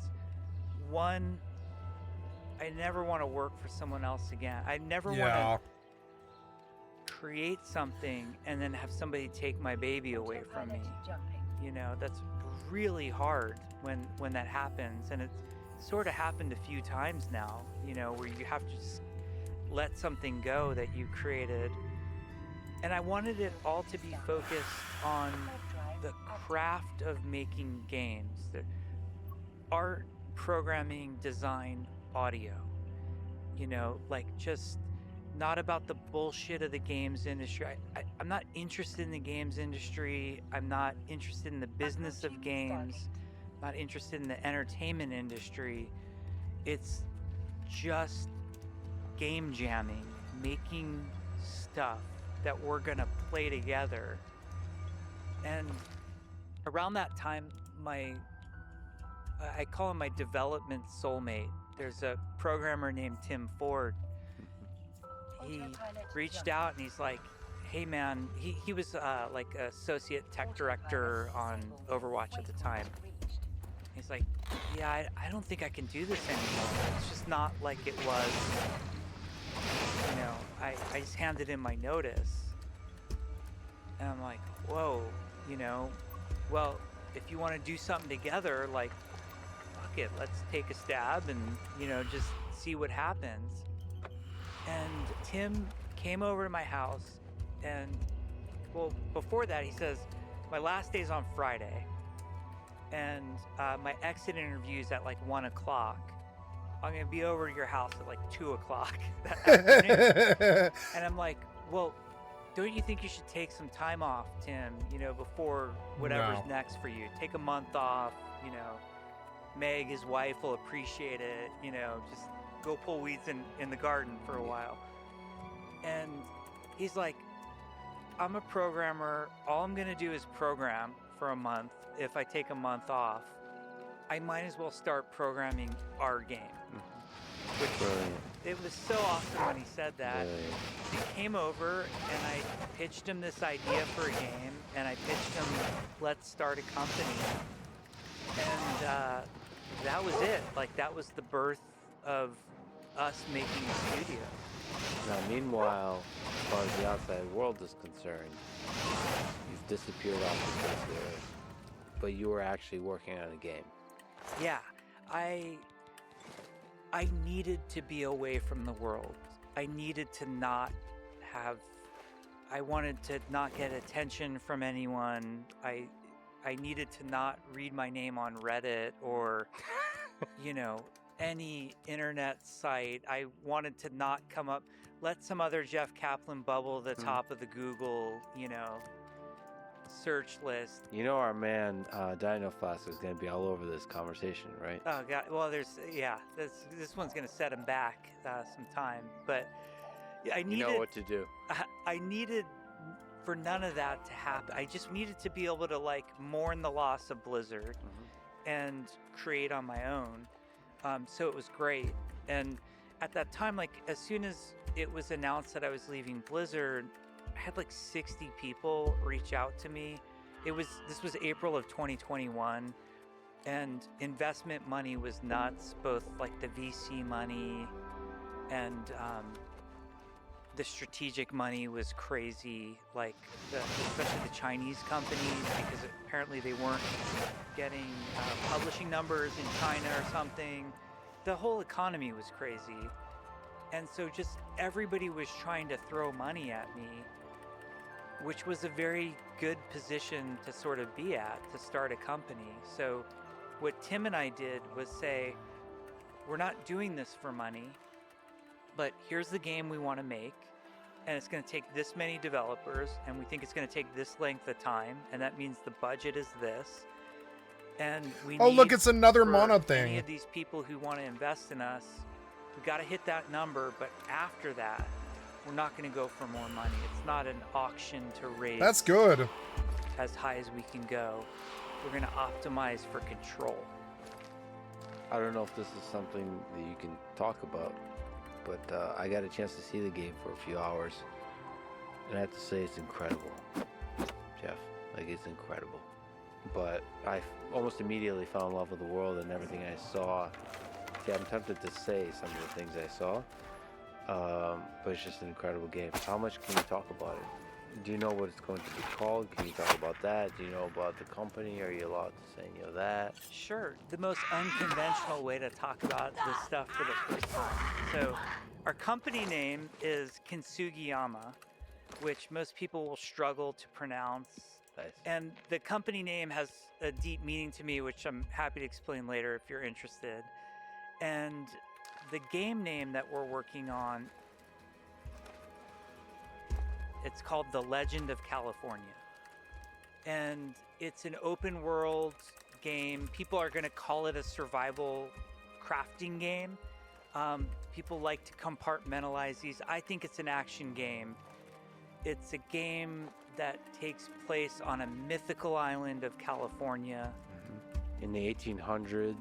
In the gold rush. If you're trying to nail the most important time in California history, it's got to be that gold rush. So it's this beautiful, almost ultra realistic version of California, but it's in an alternate history, alternate version of California, where it's an island, almost like a Atlantis type of ethereal island, but still very realistic to what the California terrain is. Correct. And that time period. So it's this weird amalgamation of this ultra realistic and the surreal. The theme of the game is very weird. We're not trying to make a historical game. There's no historical accuracy to this. In fact, the island, when first discovered, is uninhabited. That's already not true, as we know. There were lots of people in California. It's an island, which we know is not true. We wanted to feel authentic to that time period because we think that time period is cool. Prospectors, you know, cowboys, like it's a really fun thing for us to explore. All of those themes, people in mines, we want to build mines, and we just want to create a world that you can live in. I love creating worlds. Everything that I've worked on before, from World of Warcraft to Overwatch, it's always been how you create this place for players to escape to. So it's an online multiplayer game. I should say the experience of it is just gorgeous. And then the music is wonderful. I'm glad you like it. And one of my favorite things is just going down to the mine and digging. I mean, that's done extremely well. And as you described, the whole world is voxels. So Oh, it's wow. generated. Can you explain how that works? Yeah, as a world, we handcrafted the world. So like the shape of California is always the familiar shape of California, except it's an island. So, you know, there's no Nevada on the eastern side. We handcrafted all of that. It was gorgeous. And places like Yosemite are where you would expect Yosemite to be. And so all of those familiar landmarks are there, but then we have like dozens of points of interest, and those move around the map, and depending on the map seed. And the map is also tiered in terms of difficulty. We don't really have levels in this game. We have tiers, and there's only 4 tiers right now. Maybe that will change. But the way that the map tiers itself each time changes with every world seed. So not only any server that you join will have a different seed in terms of how the tiers play out. So Mojave might be the easiest newbie area on your server, but on my server it's endgame tier 4 area. But all of our notable points of interest also move around. So we have a really amazing point of interest that we call Dread Rock that's inspired by Alcatraz. And like, sure, sometimes it's in San Francisco, but sometimes it can be sitting in the middle of the Mojave Desert also. It integrates it into the environment to where it makes sense Yeah. to be in that environment. And like you said, so much of what makes a world is sound and lighting. Yes. And that's definitely a thing that I've noticed. I mean, it's probably the most beautiful sunset and sunrise I've seen in a game. We have a great lighting artist who is an amazing guy named Mike Mara, and some of the inspiration for the game, like there's a lot of Sounds inspiration for the good. game, but there's a painter named Albert Beardstadt who I discovered while researching California, and he painted these just epic landscape pieces of, you know, Yosemite and a lot of other of the gorgeous parts Yeah, of. we're looking at one photo of his. Yeah, it's just amazing, and these paintings were huge too. I'd love to see one in person. And so you see a painting like that, and you're saying, we want to create that world. Yeah, I mean, when I see that painting, this is what video games brings to the table. So every art form that evolves after another gets to incorporate previous art forms. Mm-hmm. Movies got to take sound and, you know, fine art. We get to take everything, including movies. So, you know, it's Katamari Damacy, the art form. But like, I see a Beardstadt painting and I want to walk around that world. I want to see what's around the corner. And our lighting artist, Mike, he sees these pictures and he's like, okay, yeah, hold my beer. Like, I'll make it look like that.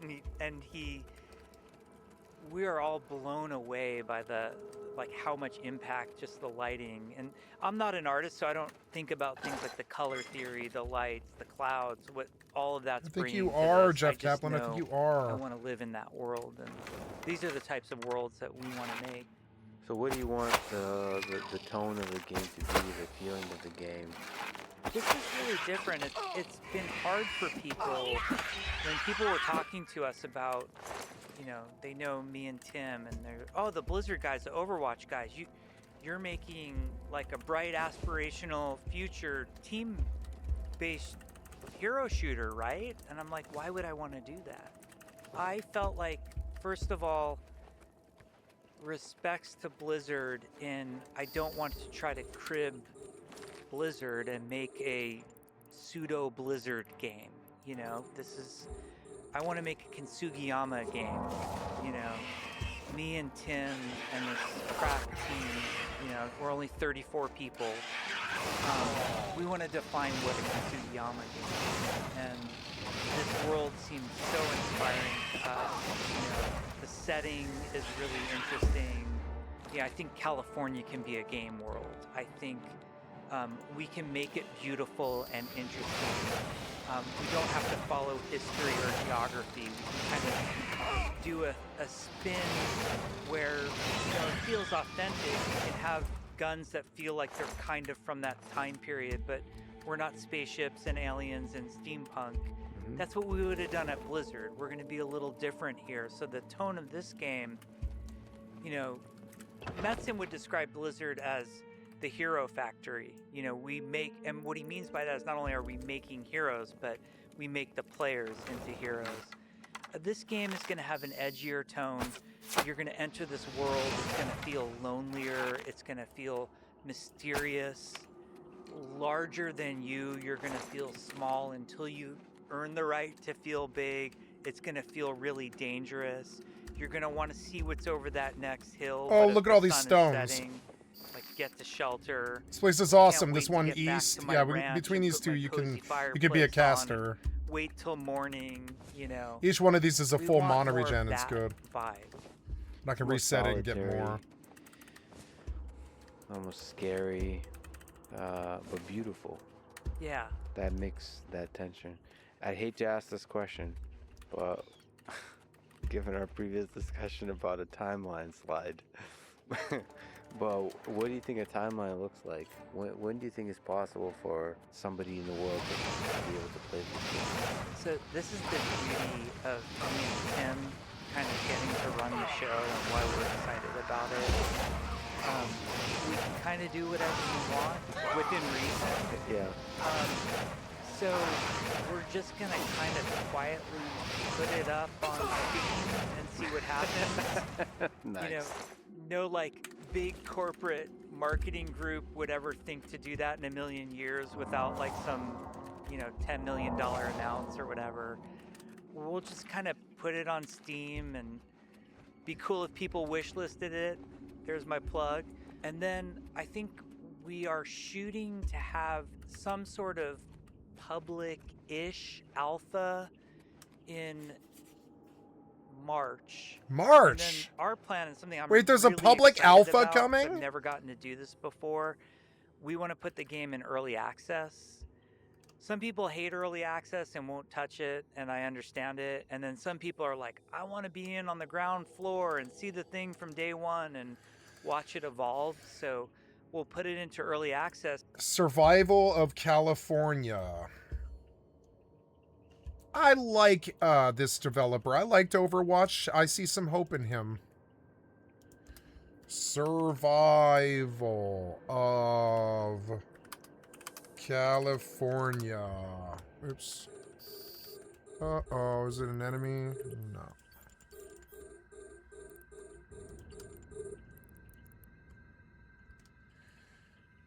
Survival of California.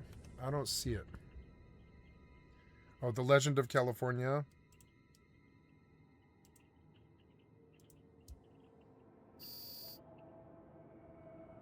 It's a shooter? Oh, yeah, this looks dope as fuck. Request access, please. Oh, I don't know.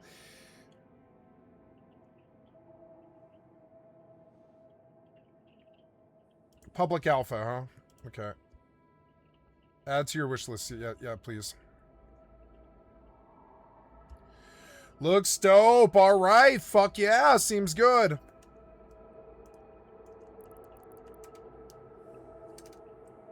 Xbox, and we'll just run that until who knows. Is you it know? scary to you to have a sort of game with some rough edges out there in the wild, where people are interacting with it through the Yeah. alpha, through the beta?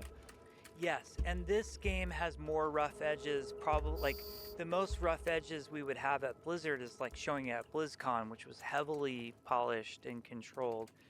This is going to be more, you know, like in development than anything else I've ever worked on. But I that's love it. part of the excitement too. You know, it's kind of like this is how the sausage gets made. I mean, you're going to see it front row.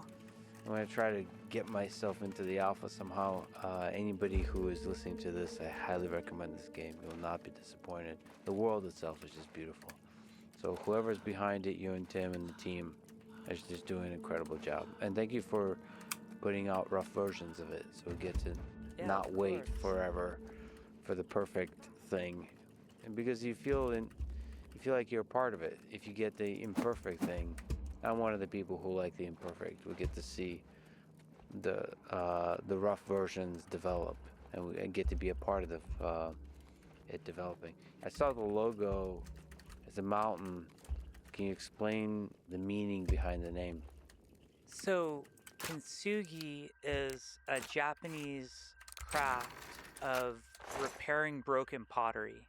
Aww. So, there's a lot of philosophy that goes into it as well. And, you know, I want to do a good job of explaining it. But basically, like, you take a broken piece of pottery and then they would use golden joinery, like golden lacquer, to put the piece back together. And the thought was, rather than hiding the scars, you make them more beautiful. And the philosophical parts that sort of appeal to me with that is there's a lot of me and Tim in that, of we're so appreciative for our time at Blizzard, but we didn't come away unscarred. And there's also a philosophy in kintsugi that nothing's ever perfect, and the pursuit of perfection is actually a mistake, and that there's beauty in imperfection. And so I relate that to myself personally. That's how I feel, in an aspirational way. I'm not saying I've achieved it, but in an aspirational way, I want to be that way. And I think it's also an analogy for the making of games. Like, making of games is a constant pursuit of imperfection. Game is never going to be perfect. Just ask the players. They're very vocal about it. And seeing the beauty in the imperfections, and the strength in something that's been broken that can be stronger. You had a heck of a difficult couple of years here, and so in some sense it represents that beauty in imperfection. So everybody listening to this, I hope you do check it out on Steam. Go check out Legend of California. Truly a beautiful world. I'm so glad you were actually doing this. Low-key, quietly creating this beautiful, incredible world. Ridiculous question, but can we talk about some of the greatest games of all time? Yes. What I mean, I know this is a bit of a nerding out kind of thing, and outside of the games you've been part of creating, I think Blizzard has created some of the greatest games of all time. Outside of those, what do you think are in the list? So there's one that's the best. It's Legend of Zelda Breath of the Wild. And then there's this list of greatest games, Zork, Ultima. So Breath of the Wild is the best. The greatest game ever made. What makes Really? it the greatest game ever made for you? Every aspect is so thoughtful, so well designed. The art matches the design and the tech, and even integrating with the Switch in the way it does. How do you keep making Zelda better? How can Legend of Zelda Ocarina of Time exist and somebody make an even better Zelda game? The way you can chop down a tree and float in a river, and like the world is a toy and everything works as you wished and hoped it would work, and there's a narrative aspect to it, and there's really fun combat and action and itemization. There's so many things that game gets right that other games are lucky if they get one of those things right and are become best in their genre just for getting that one thing right. And Breath of the Wild does them all right and the best. There's a certain kind of lightness to the way the world feels, the openness of the world feels. It's unlike any other game, right? It's uniquely that company, uniquely that. Nobody else creates that. You're right, under the pressure of having created a bunch of Zeldas, they're like really great games to be able to deliver once again. Nintendo is like the mecca, like they're the best, that's all there is to it. Do you understand how that company works? No. Like they're not... I don't at all. Like, because, I mean, they've been around for a long time and still to be able to deliver. I kind of rationally or irrationally just worship. It's just sort of, if it's from Nintendo, it's going to be great. And even if my first impression is like, wow, they're doing what weird thing with the controller this time, and then you get your hands on it and you're like, God. My son and I, we both played Legend of Zelda Breath of the Wild, and he makes games also, and we had this moment where he's like, I'm so sad after I played it, and he's like, I know I'll never make anything like this. And it's that weird, like, you honor it so much and think it's so great. Red Dead was like that for me. Red Dead Redemption 2 is that's a game I put on a shrine.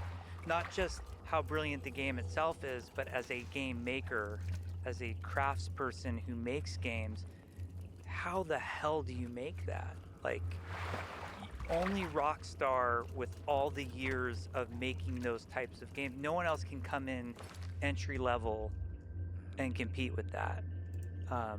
So that's purely insane. Single player, narrative driven. So you also respect that kind of like pure. Yeah. I don't give anyone a pass. I feel like a lot of gamers and game developers, like, if it has writing, they're like, the story's so good. I'm like, actually, very few games have great stories. No. But Red Dead has a great story. It's got great character development. It's got a good plot. I never did beat Red Dead. I beat Red Dead, but I don't remember it. It's like Tarantino level high quality dialogue. So Red Dead's up there. I have my other games that make the list for me, and both these games are, I would never tell you to play them. EverQuest and Rust are me too. Two of the most FFXI defining and Rust. games to me and my career and my life. And Rust, I would never recommend somebody go and play it. No. Rust will come calling to you if you are up to play it. Yeah, Rust will come calling to you. 100% a call. When you're ready, it will come down. It'll come. It'll come. Let you know. In Rust, you are considered a complete noob that doesn't. Unless you have 1,000 hours. If you don't have 1,000 hours. Told you! Before he said it, I said 1,000 hours, didn't I? Yeah. Rust, and a lot of inspiration for me in the game I'm working on now. My game is not like Rust in that it's not a PvP-centric game, but it will have PvP. What aspect of Rust do you draw inspiration from? I love the resetting world. It's a great game mechanic, and it's one that I want to evolve and work upon. How often I don't like the wipe. Yeah, do you think in Legend of California? I don't know yet. Probably every month. We want it to be fast enough that you're not too attached, but we want to make it rewarding.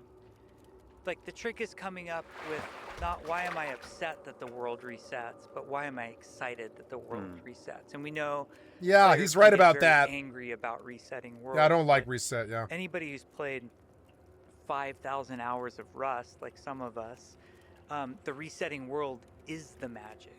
I can't wait for the next reset because the adventure starts all over again. And if you want to play the first time with me, like if we want to play World of Warcraft and I'm level 80 and you're level 1, there's no meaningful experience we can have together.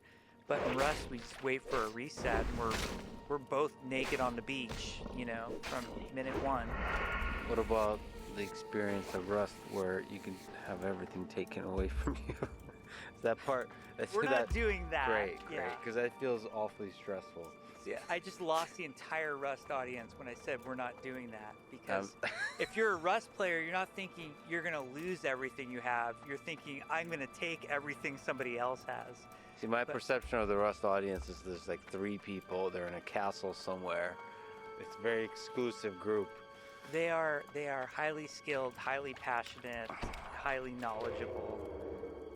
But yeah, it's an inspiration. Goddamn right. I love Rust. And the amount of hours. I hate the people. I love the Rust. They're insane. What do you think has more hours in Jeff Kaplan? EverQuest or Rust? Well, you said I was 6K on EQ, so that puts me. I'm at 5K in Rust. And also in that collection is Zork. Zork, it just brings me back to that old IBM PC with my mom and my brother trying to figure out, you know, like how to keep the lights on or else the Gru's gonna eat us, you know. Yeah, so certain games just capture your heart and they stay with you forever. What do you think is the future of video games? So there's a lot of conversations about AI helping expand maybe the storytelling aspects, the world creation aspects, becoming a tool that people can. I want use Hollywood more so, movie maybe film creating games more like movies LA for Noir. NBC. I want that to evolve. I think that's the future. When the rest of the world comes and sees the merit of a storyline that you choose, and then what are we doing here? What are we doing here? What are we doing here? You piece of shit! Stop it. I think it's this lock UI. Ugh, this terrible client. I keep busting lockpicks and it sucks. And they're doing that to me on purpose. You're so annoying. I'm not gonna crack lockpicks on this easy thing. Fucking so annoying.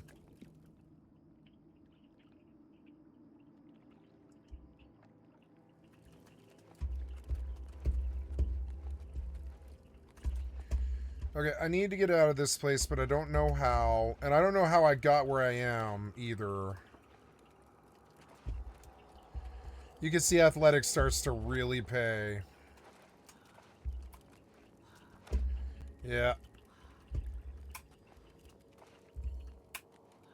It's too far. No. And I caught the ledge, too. Is there some way to do this? No, I don't think there is. Damn it, that sucks. I almost got it. Little too high. What do you mean? Oh.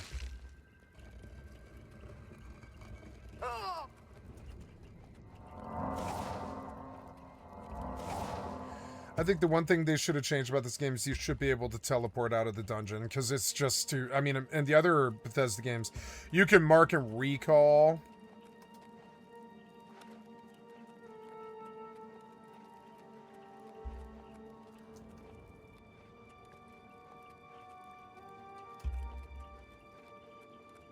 Is that the exit? No, I think it's not the exit. Son of a bitch. I don't know. Was this where I came from? I think it is, yeah. I think this is the exit. This place is too big. Without mark and recall, it sucks.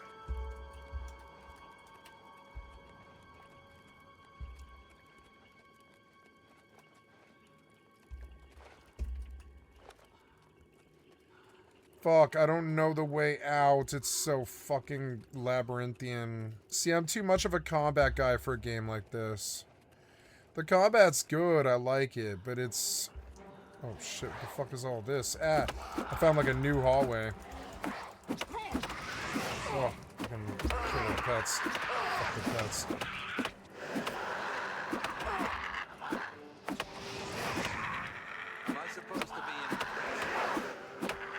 Oh, I just want the scamps off me. Fuck you.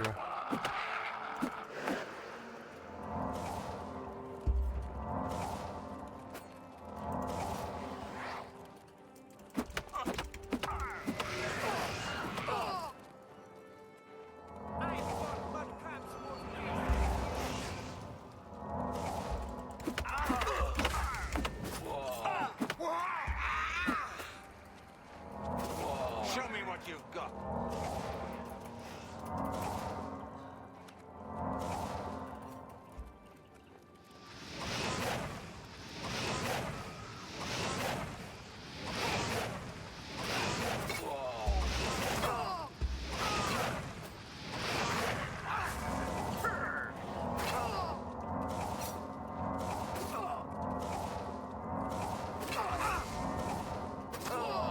Why won't you die?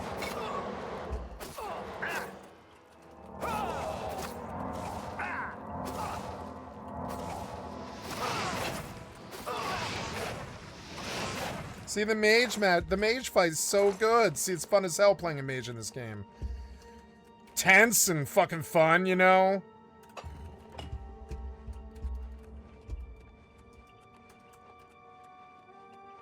Oh my god, look at all the stones. It's good because I need them. But I'm still lost.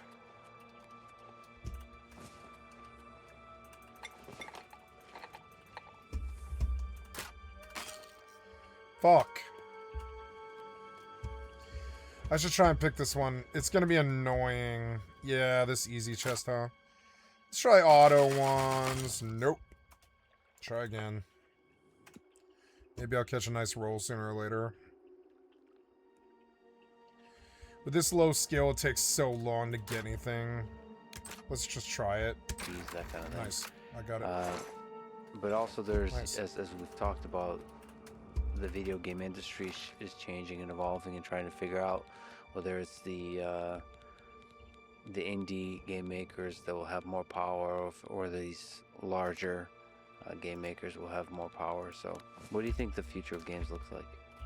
I think with AI in mind in particular, I think the current state of AI trying to integrate it into development is mostly a hot mess. Yeah. But I do think that, you know, AI is games good for are video a games. technology-driven art form.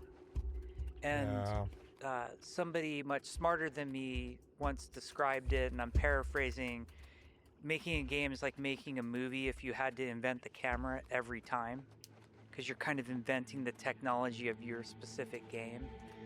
And I think AI can play a role in that, and we'd be silly not to look at it as an option. The problem with AI right now is it's overconfident Am I supposed in to be impressed? what it tries to deliver. Like, it's fooled around, obviously, like everybody, you mess around with, you know, ChatGPT and Gemini, and fool around with art generation, and it's fun for non-artists to fool around on Midjourney. But it's mostly weird and shitty, and even like when trying to have AI answer for me, like I don't normally make UI in game, and so I'm trying to figure out like UMD and the Unreal Engine, and I'm asking ChatGPT how to fix like a simple problem, like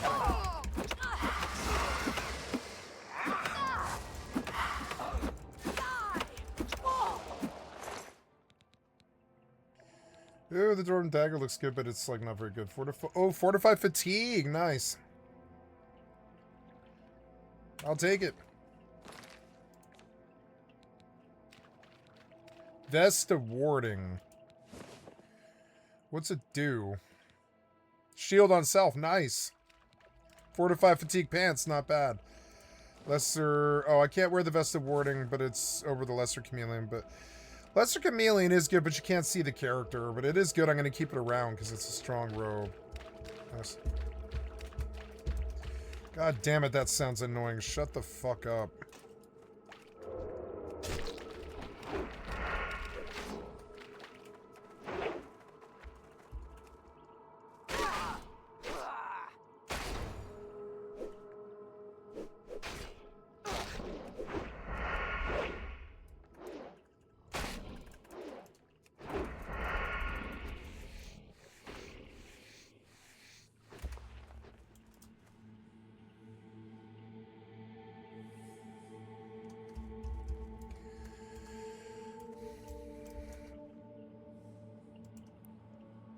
Oh, good. We captured.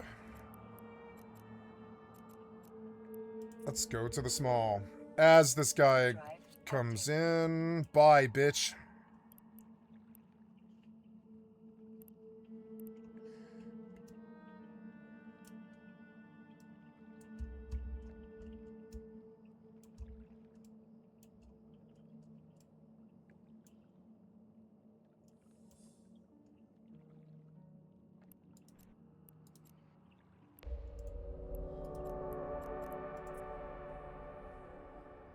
Warp drive active.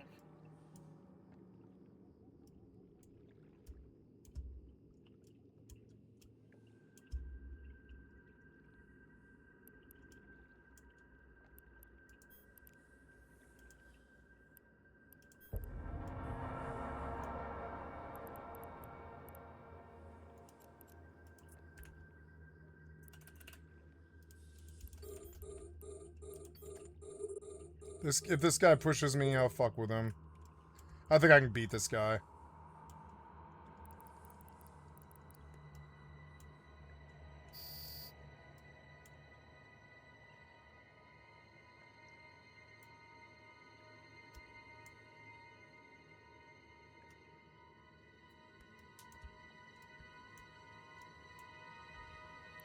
Oh, there he is.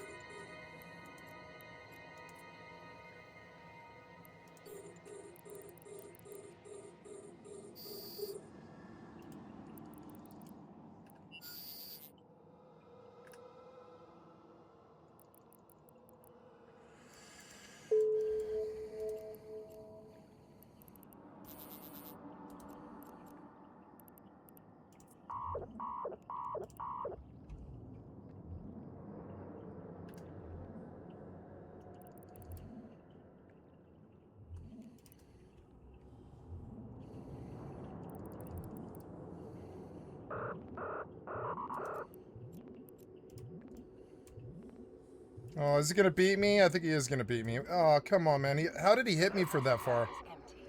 Capacitor's empty. What? The capacitor is empty.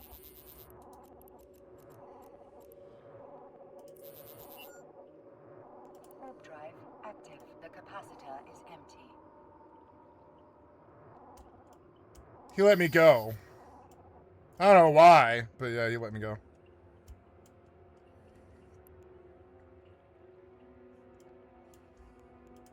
I haven't got my drones back. It was a good fight. I don't think I can do this one, but that's alright. Docking permission requested. Docking request denied. Warp drive active.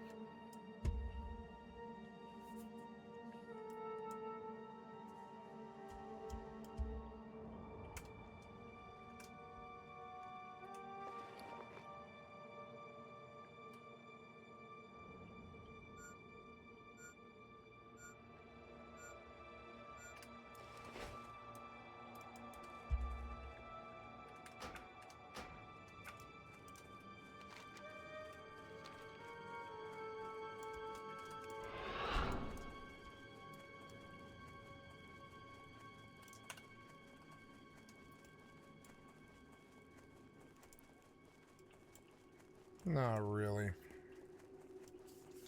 If you're in faction warfare, maybe.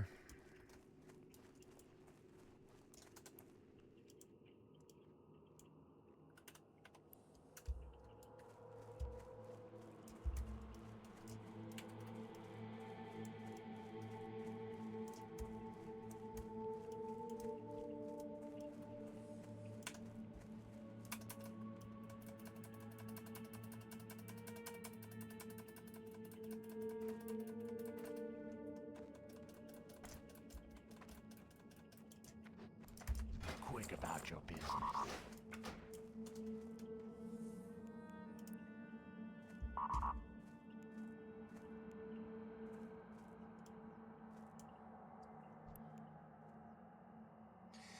How are you able to jump out? You have like capsuleer timer. What did you do? You like logged? You like safe logged. Alright, well.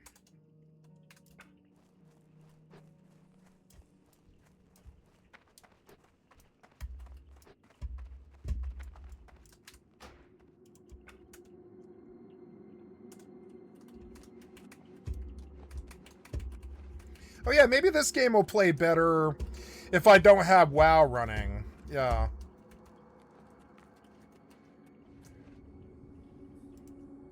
Oh no, that was GeForce Now. That was GeForce Now? Why was it, like, why was the frame rate so bad? I don't know, try again.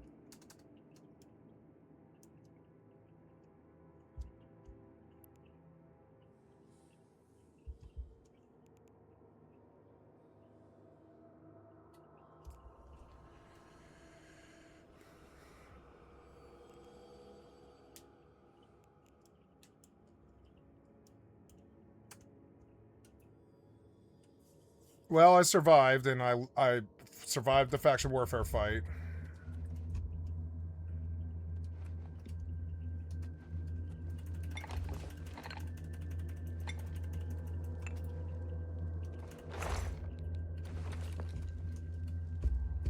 Oh, look at all the stones. I'm starting to be a better mage. I have like 20 stones to fill your mana now. I wish there was a bed here. Let's try it. I fucking doubt it. Oh, 4 is fine for an average one, though. Yeah, I'll take it. Yeah, no problem. Sweet.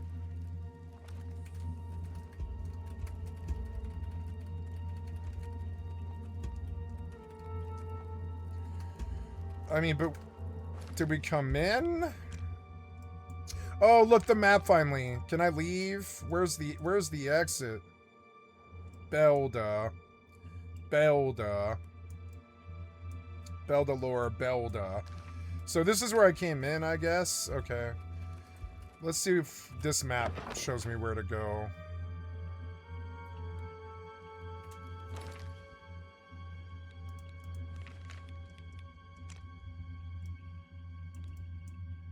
Ah, the Heartlands, yes. I can leave.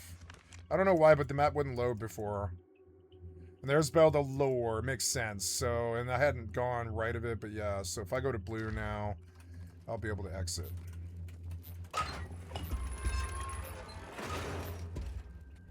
Playing better for some reason.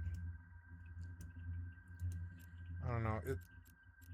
I think I can dock now.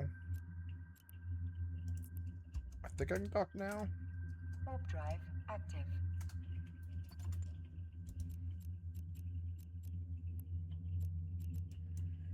I already jumped. That's fine.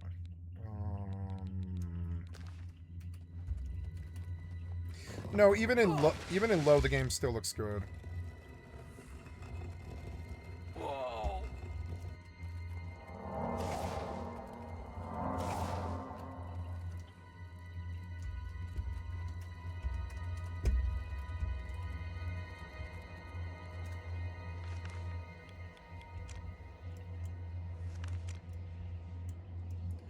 No, that's the Heartlands, and I went the wrong way. Go back.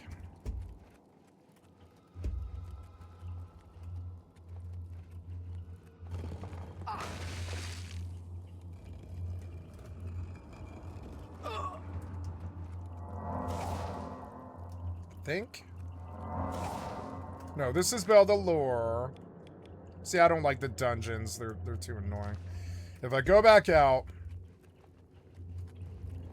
and I run around to the right, I think I can get out. Yeah, these fucking dungeons are so annoying. Oh. I'm poisoned or something.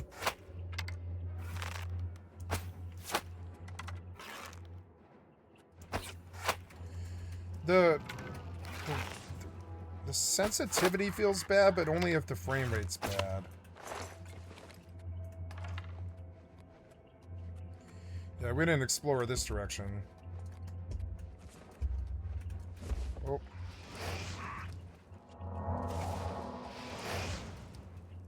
No, I don't want to use a stone for this. I'm starting to punch really hard now, especially with the Khajiit racial.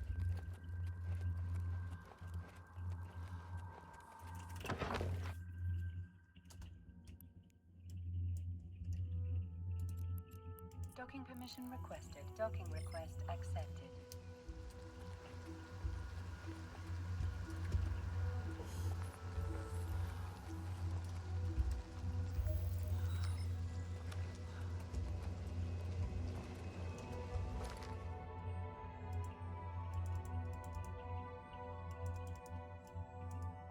Yes, I would like to go to Valverin. Dumb.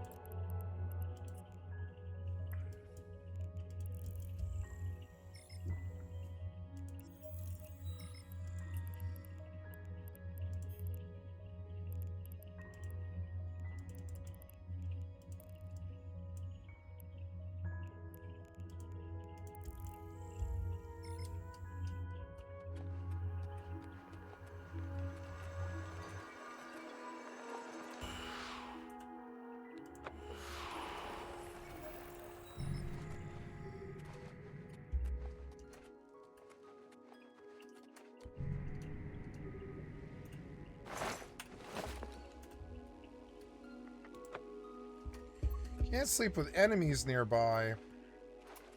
Stupid crab. Crabs.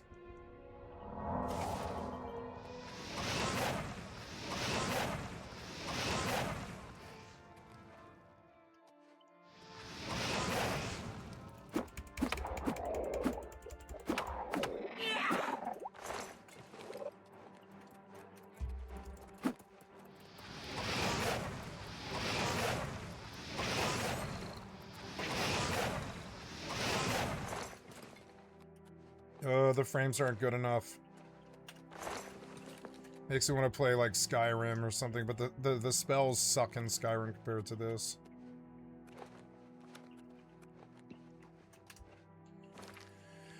Ugh.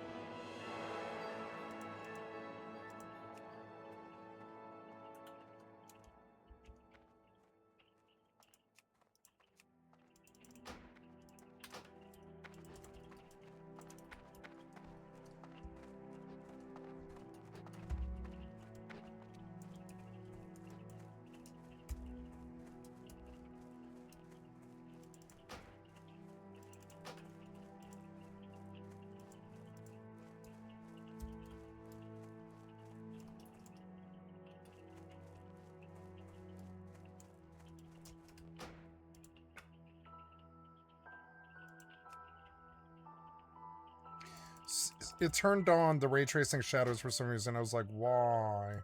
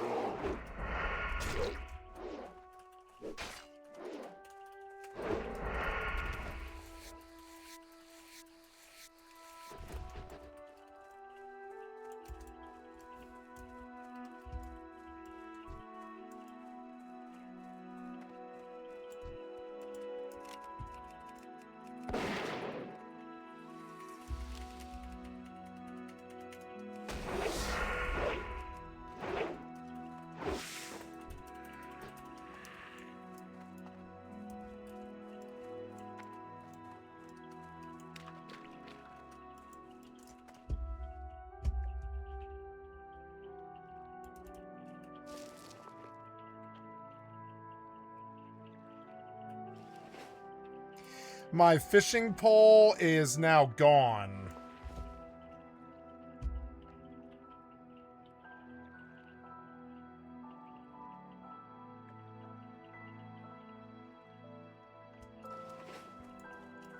I'm gonna have to go buy one. I think that means I'm gonna have to hearth. I don't know, maybe the general supply sells one. Why was my fishing pole suddenly gone? Maybe I accidentally deleted it. I don't know.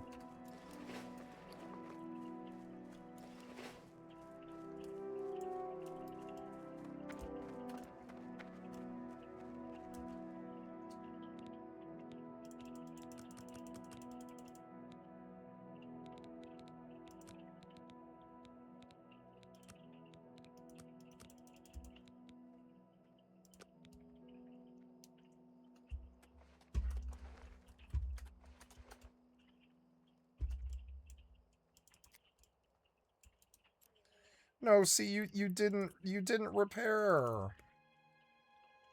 Go back.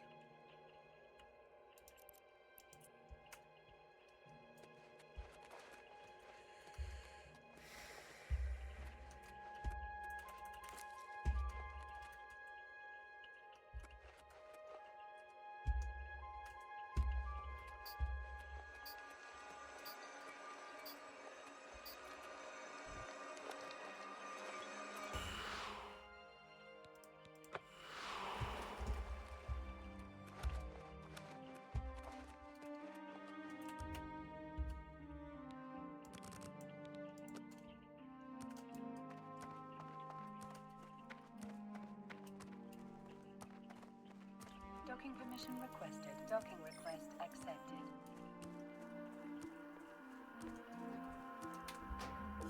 It feels like some settings have changed. Yeah, that is it.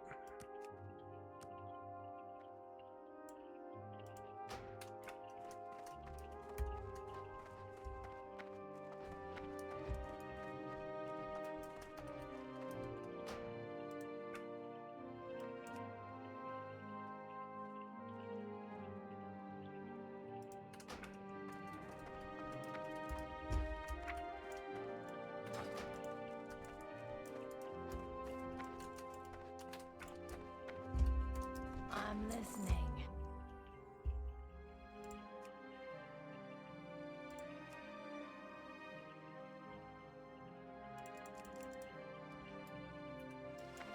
Embrace the shadow.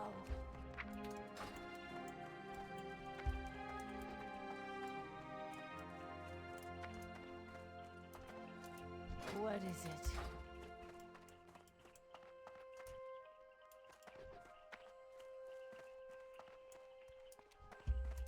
Hello?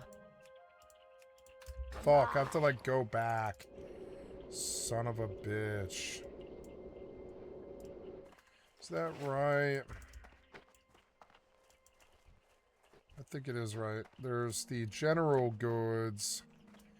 The tailoring supplies.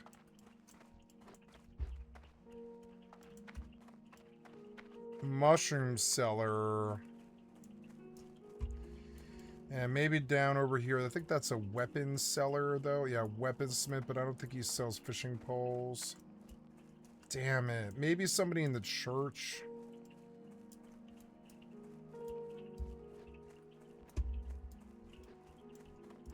These frames are fucking terrible for some reason. I don't know why.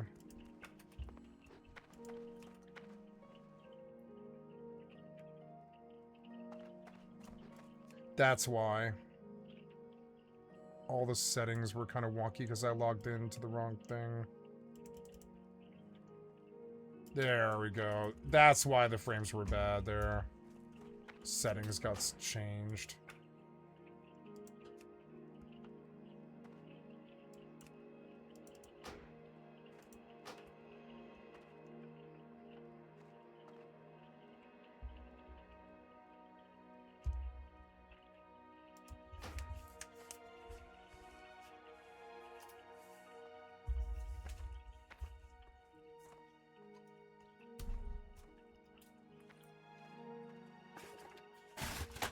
Oh no.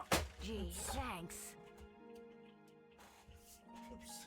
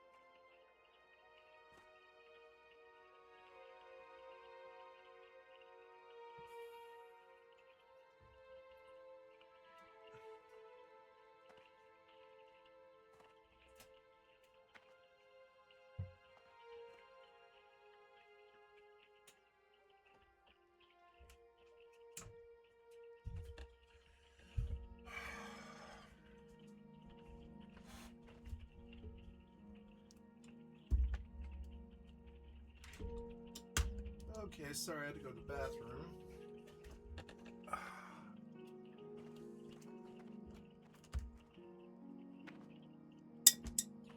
My watch on here.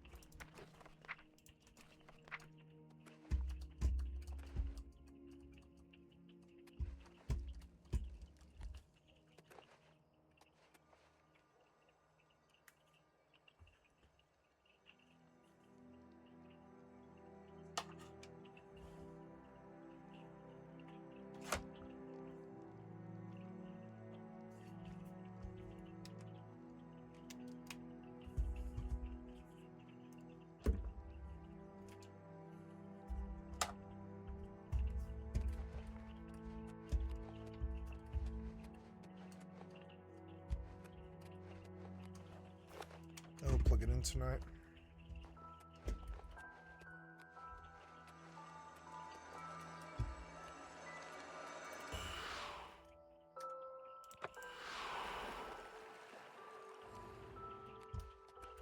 Oops.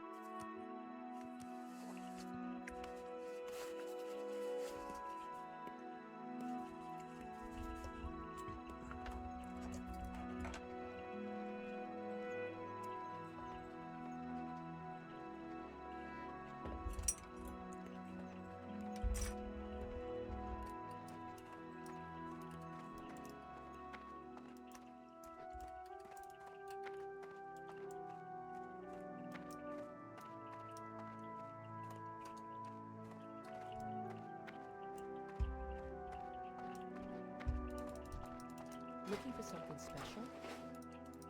How may I aid you? Go in peace. Well met.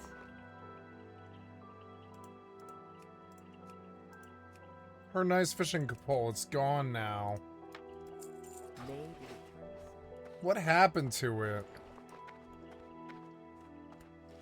Ugh.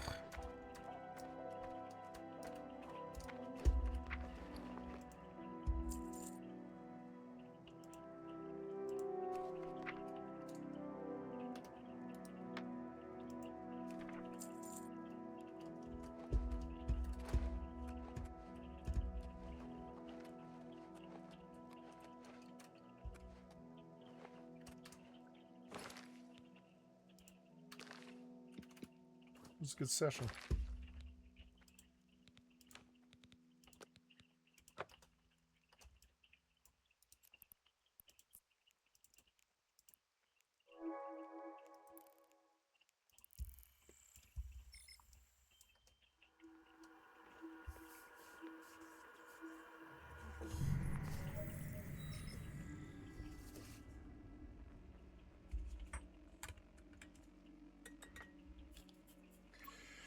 I'm going to make something to eat and feed my kitty.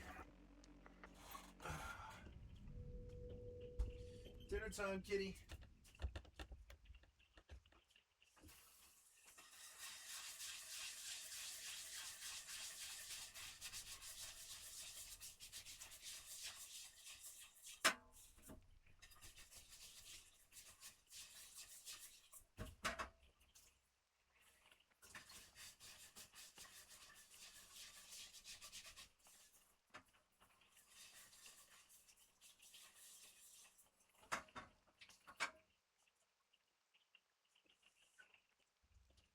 You heard me? It's dinner time.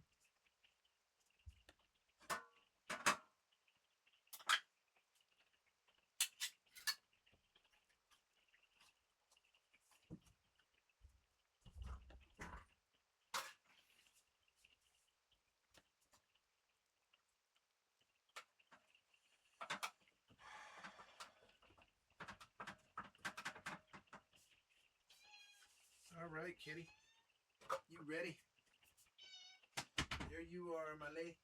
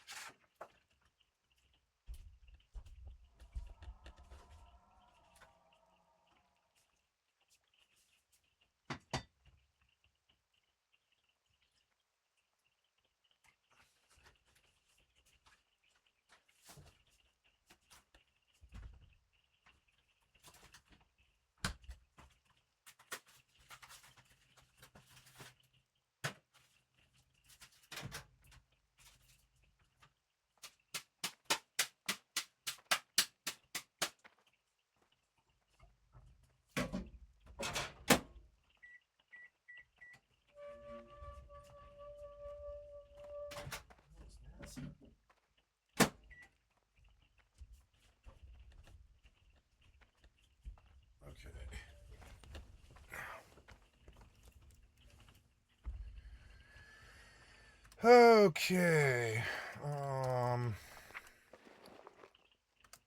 Good. What brings you here?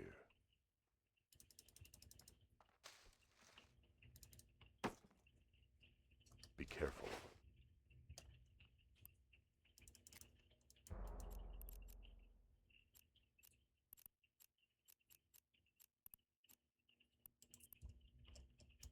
Warp drive active.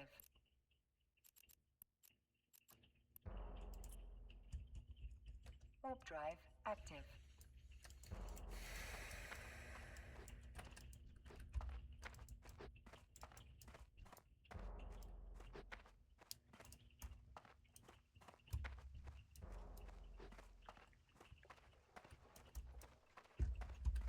Looking for something special? Go in peace.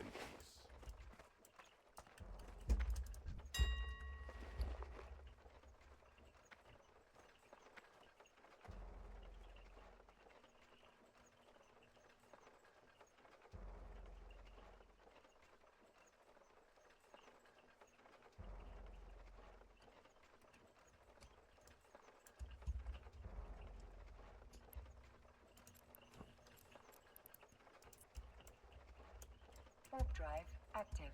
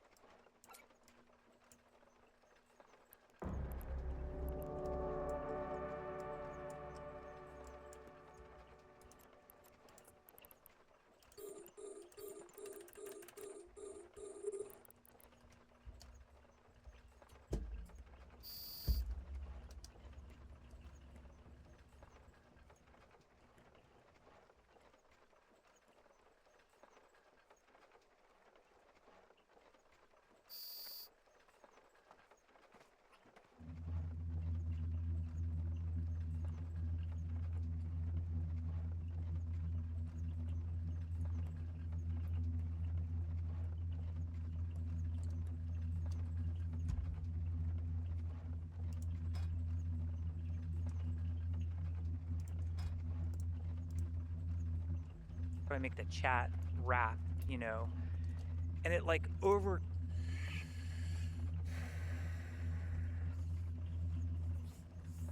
55 minutes The ago. war in Iran cost you, the American taxpayer, more than $11 billion in just the first week alone. It's also displaced more than 3 million people, and we're now facing the largest supply disruption in the history of the global oil market. And while the pace of Iran's retaliatory attacks, they may have been slowing down, they definitely haven't stopped, and the havoc they've just continued to wreak across the Middle East, it is proof that Donald Trump is lying to you. Right? Because while he claimed at this campaign-style rally in Kentucky yesterday that the war, it's already been won, saying that the US and Israel have virtually destroyed Iran, we're now almost 2 weeks into this whole thing, and it remains entirely unclear when it's gonna end. And the reason I say Trump's lying rather than he's pushing a falsehood he believes in is because it seems like he knows what he's saying just isn't true. In the same speech, he acknowledged that the mission, whatever it is, remains incomplete, and the war, it has to go on. We don't want to leave early, do we, huh?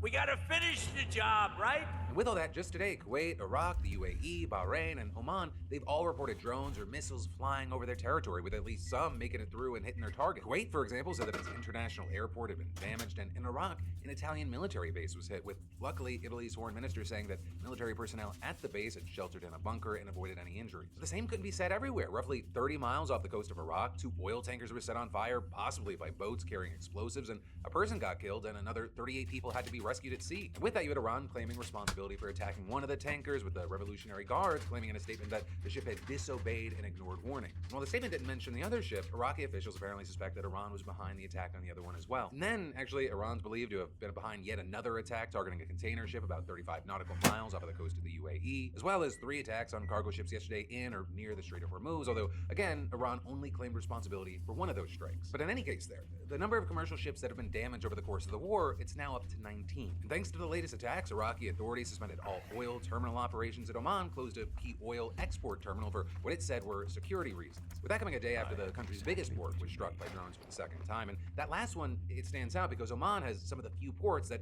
it's actually possible to keep shipping oil from, since they're located beyond the Strait of Hormuz. So another big standout is that Bahrain's energy facilities may be some of the hardest hit, with an alleged Iranian strike today hitting fuel tanks in the north of the country. And that's as the country's interior ministry said that it arrested 4 people for allegedly spying for Iran, while a 5th person remained at large. And you have the ministry accusing all 5 of having used high-resolution photography equipment to photograph and record coordinates of vital and important locations on behalf of Iran's Revolutionary Guard. You also had a British legal aid group reporting today that at least 21 people have been charged in the UAE for taking videos and photos of missile strikes. And that, notably, coming after the country's public prosecutor said last week that taking or sharing videos that document strikes and damage is illegal if it incites panic among the public, spreads false news, or harms public security and order. Right, and then, talking about back here in the States, if you live in California, it's being said that you could be Iran's next target, or at least that's according to a newly surfaced warning issued by the FBI to law enforcement agencies in the state last month. With that saying that Iran, quote, aspired to conduct a surprise attack using unmanned aerial vehicles, launch from a sea vessel Fucking against the state, in the cocksuckers. event that the U.S. conducted strikes against Iran, with a notice adding, we have no additional Fucking information PvP on the cocksucker timing, method, losers. target, or perpetrators.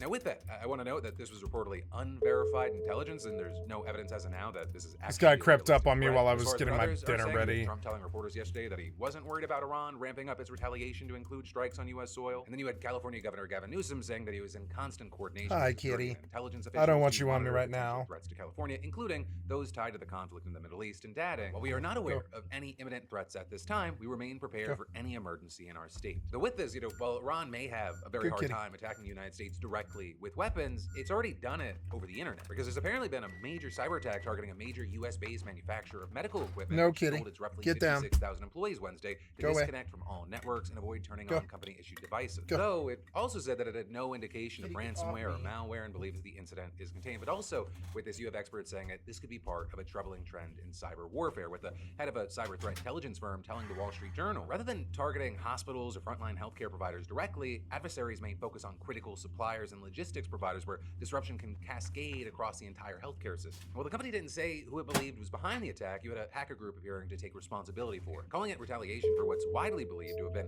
a U.S. missile strike on an Iranian elementary school that killed 175 people. But that's now reportedly the conclusion of even the Pentagon's own preliminary inquiry. And you had the Washington Post reporting today that it wasn't a case of the missile missing its target. Instead, the school was actually on the target list, but it may have been mistaken for a military site, which has now raised even more questions about whether AI was part of the decision-making process. Because AI has continued to be used to wage this war, including for target selection. And with that, you had U.S. Central Command reporting today that it had struck approximately 6,000 targets in Iran since the war began. With that, including 60 Iranian ships and 30 mine layers. For Thursday night, I sure to get 7 fucking shitheads up my fucking ass inside of an hour. For Thursday night at midnight. Aircraft as well as mobile missile launchers on land. And with whatever they're hitting, we're also seeing reports that some of Iran's most significant cultural sites have sustained significant damage. And then with all this, on the Israeli side, you had the military claiming today that it struck a site where Iran advanced critical capabilities and nuclear weapons. They also claimed to have taken out members of Iran's internal security forces in the capital with drones. But then inside Iran, notably, residents have reportedly said that security forces have been increasing their presence on the streets, trying to show that they're still in control. And that's as the reported death toll in the country has remained relatively steady, with Iran's representative to the UN claiming today at least 1,348 civilians have been killed since the war began. Though maybe the most shocking number coming out today may have been reports from the UN Refugee Agency saying that up to 3.2 million people have been internally displaced inside Iran as a result of the ongoing conflict, with most of them fleeing from Tehran and other major urban areas towards the north of the country and rural areas to seek safety. But then notably, with all this, if you factor in what's happening in Lebanon, the total number of displaced people, it may easily be as many as 4 million people. With the latest count, but the number of people displaced by Israel's attacks on that country at around 800,000. But that number also may continue to rise as Israel has yet again ramped up its assault on the country, which has so far reportedly killed at least 680 people, including around 100 children. And in recent days, for example, Israeli forces have struck 2 hotels in or near Beirut, including one that was housing displaced families and another where Israel claimed Iranian operatives were meeting. Also yesterday, it hit an apartment building in the central part of the city, and today, airstrikes hit several cars along the seaside, reportedly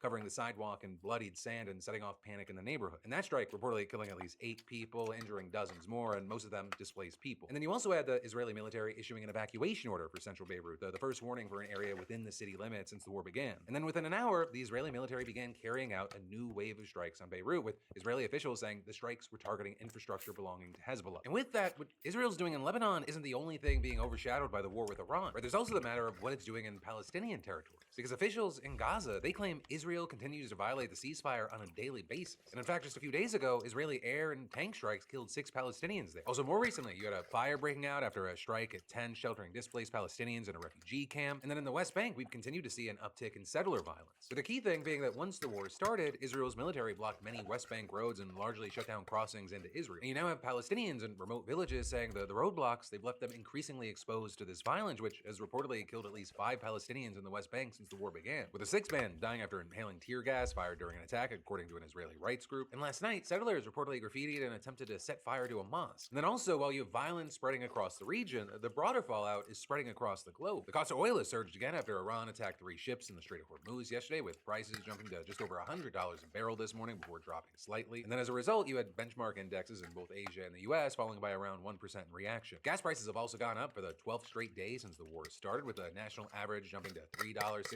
a gallon, which is 20% up since the initial US-Israeli strikes. But also diesel prices have increased even more quickly, rising nearly 30% in the last 2 weeks, with the current average being $4.86 as of today. And really what we're seeing now, it could be just the beginning. I mean, gas prices usually trail oil prices by like about a few days. So the crude oil cost bumps that we're seeing, they might not even be really reflected.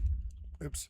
at the pump yet. And that's just with me talking about the United States. Things are also going to be a lot worse in Asia and Europe, which rely more heavily on oil and natural gas from the Middle East. It's even gotten so bad that you had Denmark's energy minister literally telling citizens to cut back on energy use and stop driving unless it was totally necessary. And we're seeing all of this even after the International Energy Agency announced the largest ever release of oil stock in history, with 32 of the world's biggest economies agreeing to release 400 million barrels of oil from their strategic reserves. We have experts saying that the market reaction that we're seeing, it shows that the historic release didn't reassure traders. It actually had the opposite effect. It instead just highlighted how far away we probably are from seeing the Strait of Hormuz open and fully operational again. One of the biggest things is it looks like they're right to be worried. Even though the release of strategic reserves will help, it's a temporary measure that's really not going to do much if the war continues to drag on. With Trump constantly moving the goalposts, talking out of both sides of his mouth, you have investors clearly thinking that this is how things are going to move forward. And in fact, with all this, in its monthly report, the IEA said that global supplies are expected to decrease by 8 million barrels a day. That's almost half of the roughly 20 million barrels that moved through the Strait each day before the war broke out. I cannot overstate how major this is. The IEA says that the war has caused the largest supply disruption in the history of the global oil market. And you have experts saying that even if the war were to end and shipments were to resume, it could be months before the energy market goes back to normal. But then it's also not just the energy market. Experts say that we'll see prices rising in other areas as well, especially with food prices. Where for one, when oil prices go up, it becomes expensive to transport goods and services, which causes producers to increase their prices for consumers already struggling with high gas costs at a time when affordability is a huge issue. And then some businesses, they might not be able to keep up at all. I mean, you have experts saying that many of these businesses, they're already operating on thin margins because they're absorbing most of the cost of Trump's tariffs. So basically, they're getting double fucked by Trump. And instead of lowering prices, the anti-war peace ticket president who ran on affordability, he started a war that's going to increase prices, further hurting American consumers and producers who are already struggling to make ends meet because of his tariffs. But then wait, it gets worse. The affordability crisis that this war is already causing, it goes way beyond oil, because the Strait of Hormuz is also a key shipping route for many other products, and the blockade has almost entirely halted container ship traffic in the waterway. And then on top of that, temporary closure. We're gonna have World War II again, and we're gonna find out that Trump's been killing people. Global air freight capacity, which has caused disruptions to shipments of consumer electronics, pharmaceuticals, and precious metals. But again, where experts say that Americans can see the biggest impact is with food prices and agriculture. Because in addition to oil, the Strait is also a key passage for fertilizer, which is absolutely essential for global agriculture, with Bloomberg also describing this as a fertilizer crisis like never before. In that, it creates a chain reaction of events. When fertilizer supply is low, it makes farming costs higher and reduces crop yield, two factors that both mean higher food prices for consumers at the grocery store. But then that is only further exacerbated by the rising energy crisis. Energy is a huge input into the food supply chain. It's used for everything: farm machinery, producing fertilizers, transportation, processing. So when prices increase for almost every aspect of food production, those are also passed off to the consumer in food prices. But despite all of these very serious concerns, Trump has just continued to downplay the pending oil crisis while also making contradictory statements. Well, speaking at an event in Ohio, you had Trump claiming, "I figured we'd be hit a little bit, but we were hit probably less than I thought, and we'll be back on track in a pretty short while. Prices are coming down very substantially. Oil will be coming down." But then, literally at the same event, he also told local reporters that he would tap into the U.S.'s emergency petroleum reserves, with him then later confirming the release of 172 million barrels. But then also, after that, we saw Trump trying out an entirely different strategy, and he tried to paint high prices as a good thing, writing on Truth Social. The United States is the largest oil producer in the world by far, so when oil prices go up, we make a lot of money. Now, a big thing, yes, it is true that the United States is a huge oil producer, but it also imports a ton of other oil products. And what's more, studies have shown that high oil costs only benefit wealthy oil producers and their shareholders, while American consumers, regular people, end up footing the bill for higher prices. And also, while you have Trump and his administration painting the oil prices as a short-term pain for long-term gain in Iran, it's still unclear how short-term this will actually be. Or like we've talked about, Trump has repeatedly contradicted himself about when this war will end. And even if he did decide to end the war soon, doing so at this point also carries huge risks. But as you have places like the Wall Street Journal explaining, he's basically in too deep now. Because if any remnants of Iran's regime, they're left in place, we would essentially just grant Tehran control over the world's energy markets while also sacrificing security in the region that could make another more devastating regional war likely. Where the Strait of Hormuz, it's an incredibly valuable piece of leverage for Iran. What happened to my fishing pole? And in fact, today you had Iran's new supreme leader reportedly vowing to keep fighting while explicitly threatening to continue weaponizing the Strait in his first statement since assuming power. Though, the reason I say reportedly there is because he didn't actually read the statement himself. And notably, he hasn't actually been seen publicly at all since his appointment, which has then raised speculation that he was killed or injured in the strikes that killed many of his family members. But still, in this statement, you reportedly had the new leader saying Iran would not refrain from avenging the blood of its martyrs and claiming that he will activate new fronts if the war continues, while also threatening to destroy enemy assets to the same extent that Iran's assets have been destroyed. With him then reportedly going on to promise that he will continue to use the Strait of Hormuz as leverage. So with all this, you have experts saying at this point, even if the US did end its war, there's no guarantee that Iran would reopen the strait quickly, and there's also a risk that it'll continue targeting boats or launching strikes at oil-rich Gulf nations with weapons. If the regime holds on, even a rump regime, what is to stop its missiles and drones from threatening tankers through the Strait of Hormuz and the energy infrastructure of America's Gulf allies at the time of their choosing? And currently, there are signs that the regime's holding on, with Reuters reporting that US intelligence indicates that Iran's leadership is still largely intact and it's not at risk of collapse anytime soon. And you have analysts saying that if the US wanted to forcefully reopen the strait, it would likely require a ground operation that could escalate and is all but guaranteed to result in higher casualties. And so basically, at this point, Trump has made everything worse by going to war with Iran for no discernible reason. And right now, it looks like even if he does pull out and declare victory, he's fucked everything up so much that future conflicts, including ones that the US will get drawn into, they're almost inevitable. But for now, that is where we are, and I'd love to know your thoughts, opinions, and reactions to just this full fucking dumpster fire. And then there's more we gotta dive into in just a minute, but first, let me take a minute to thank a sponsor and say, I've messed around with this game enough to understand why it has a dedicated fan base. Like, for example, I like the strategy, team building, satisfying, and the champion collecting, it's weirdly addictive. And today's sponsor, Raid Shadow Legends, is actually celebrating their 7th anniversary this month, and their then versus now glow up, kinda wild. The game's evolved a ton. The visuals are sharper, animation smoother, and the whole experience feels more polished. Like, go look at the old graphics and apparently what I looked like years ago to now. I like to think that we're both elevating our game. Why not praise myself in a sponsor push? But also, in honor of Raid's 7 years, new players can get a $200 anniversary package for free, but it's exclusive for downloading via my link or scanning the QR code. This includes legendary Krokmar, the Devourer instantly, plus the epic Galapo, the Recluse at level 25, and as you level up, additional exclusive rewards. Plus, there's Pelops the Victor. Just hit my link, download, and use code SUPERVICTORY to get them. And if you don't like Pelops, you can choose another legendary by picking one promo code out of 6 that you see on the screen. For the vets out there, you can still get Pelops via the Classic Fusion event, plus a 7-day chain of daily rewards waiting for you. But then, diving right back into the news, while Trump is waging a literal war overseas, we're seeing another MAGA civil war play out. And it is over the Iran war. And the fault lines that we're seeing with this, they're kind of the same that we've seen for the other splits with the MAGA base, whether it be with the Epstein files, the Kirk assassination, or the rise of Nick Fuentes. Which to some degree is to say you have Ben Shapiro and his people on one side, and then pretty much everyone else on the other. This is not the United States' war. This war is not being waged on behalf of American national security objectives to make the United States safer or richer. This war is not actually even about weapons of mass destruction, nukes, chembio. No, this war is waged purely because Israel wanted it to be waged. If Tucker wants to claim that Donald J. Trump is a tool of the Jews, which is clearly what he wants to say, he should just say it. You also had Megyn Kelly coming out to make an argument similar to Tucker's, calling out Ben directly. No one should have to die for a foreign country.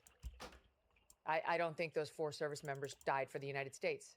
I think they died for Iran or for Israel. Our government's job is not to look out for Iran or for Israel. It's to look out for us.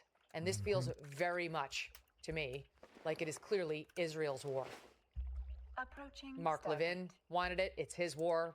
Ben Shapiro, Lindsey Graham, Miriam Adelson. That's obvious. To that, you had Ben countering that Donald Trump is responsible for the war, not Israel or the Jews, and arguing that if you have a problem with the war, you have a problem with Trump. She is such a coward. She is such an unbelievable coward. You don't like President Trump? You don't like what he's saying? Just say his name, you coward. You unbelievable coward. Tucker and Megyn both. Unbelievable cowardice. Say his name. You won't. You won't. And then he claimed that her cowardice extends beyond just her hesitation to call out Trump directly, it's her entire politics. Some might point out that Megyn's bravery stops precisely where the clicks end. That she was pro-trans until the clicks turned against it. That she was pro-Israel until the clicks turned against it. That she was pro-Erica Kirk until the clicks turned against it, at which point she went totally silent on Candace Owens, slandering the widow of her supposed friend. The next step, you had Ben going after Piers Morgan, giving this explanation for why he stopped going on Pierce's show. He kept bringing on actual Nazis and the Nazi adjacent, and then treated them all too often as voices worthy of a large audience. Listen, it's Piers' choice who he decides to have on his show and how he decides to conduct the kind of clown car battle royale that he does on a show every night. And it's my choice not to join that circus. We all make our choices, and we all live with them. He then played several clips from Pierce's show as examples featuring Nick Fuentes, Candace Owens, Norm Finkelstein, among others. But then in response to that, you had Pierce pointing out that he's also hosted numerous people who are pro-Israel and anti-Iran, including pundits from the Daily Wire. Plus, you had people saying for the interviews that Ben cherry-picked, he left out the parts where Pierce pushes back against his interviewees, even calling Fuentes a Nazi. And with all this, you had Pierce claiming that ever since he started criticizing the Israeli government, Ben hasn't even politely replied to his occasional text messages. Ben Shapiro used to make a mockery of deplatforming when the person being deplatformed was Ben Shapiro. But his uncompromising views on Israel and America's military... I mean, you started this with me. I don't know why. ...into a cancel culture vulture with the very same sneering intolerance he used to loathe. If you disagree with him, you're a Nazi. You started this with me. I don't know why. I wouldn't have done this. Criticized by both sides. But lose your Brutix, I guess. And very often, I criticize both sides too. Without I got a kill. You're criticized by one side because you choose to air. Watch him blow up here. And you choose to ignore. Oh, you're through the structure, buddy. What are you gonna do? I'm a journalist. You are a propagandist. Oh, and facts. How are you tanking structure? And then reacting to all of this, you had Megyn Kelly piling on the fuck Ben train. It's very sad. What? Oh no, I killed him. I guess. I don't know what happened here. How did you get away? Became a star on my show, The Kelly File.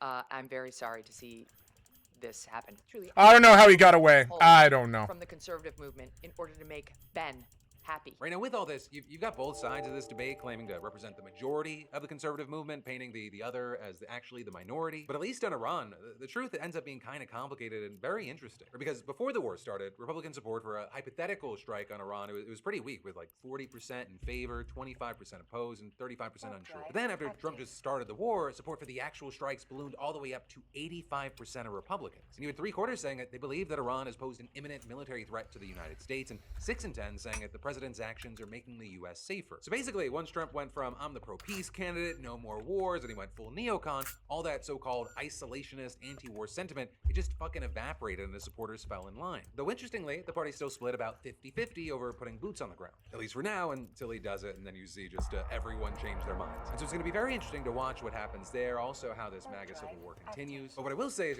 putting oh no, the entire right wing wants war. Aside, Republicans, they I would can't say at least come together over their shared they just hatred can't for admit it. journalists. Because the Secretary of War, as I'm calling the Secretary of War Crimes, he's targeting photographers who just dare to take bad photos of him. With the Defense Department reportedly banning press photographers from all future press briefings about the war that's not a war in Iran because, wait for it, they published photos of Pete Hegseth that were deemed unflattering. Now, the briefing that this whole thing was born from happened on March 2nd, just days after the joint military strike that killed Iran's former supreme leader. And it was actually the first time that Hegseth appeared from the briefing room podium since June of last year. But anyway, for this briefing, the Pentagon welcomed a bunch of photographers from various sources: Bloomberg, the AP, Getty Images, Reuters, and a bunch more. And so they snapped away, and afterwards, those pictures were published in outlets around the world. But then, members of Hegseth's team reportedly told colleagues that they didn't like the way that the secretary looked. And so, they took the only reasonable option, and they blocked press photographers from the next 2 briefings on March 4th and March 10th. Only the Defense Department's staff photographers were welcome at those. And you had the Pentagon Press Secretary Kingsley Wilson saying in a statement, "In order to use space in the Pentagon briefing room effectively, we are allowing 1 representative per news outlet if uncredentialed, excluding pool. And adding photographs from the briefings are immediately released online for the public and press to use. If that hurts the business model for certain news outlets, then they should consider applying for a Pentagon press credential." Which of course is a slap in the face at the outlets that surrendered their Pentagon credentials and walked out after refusing to sign a policy prohibiting journalists from soliciting any information that the government doesn't expressly approve. Right, so punishing journalists for trying to do journalism. But with this new development,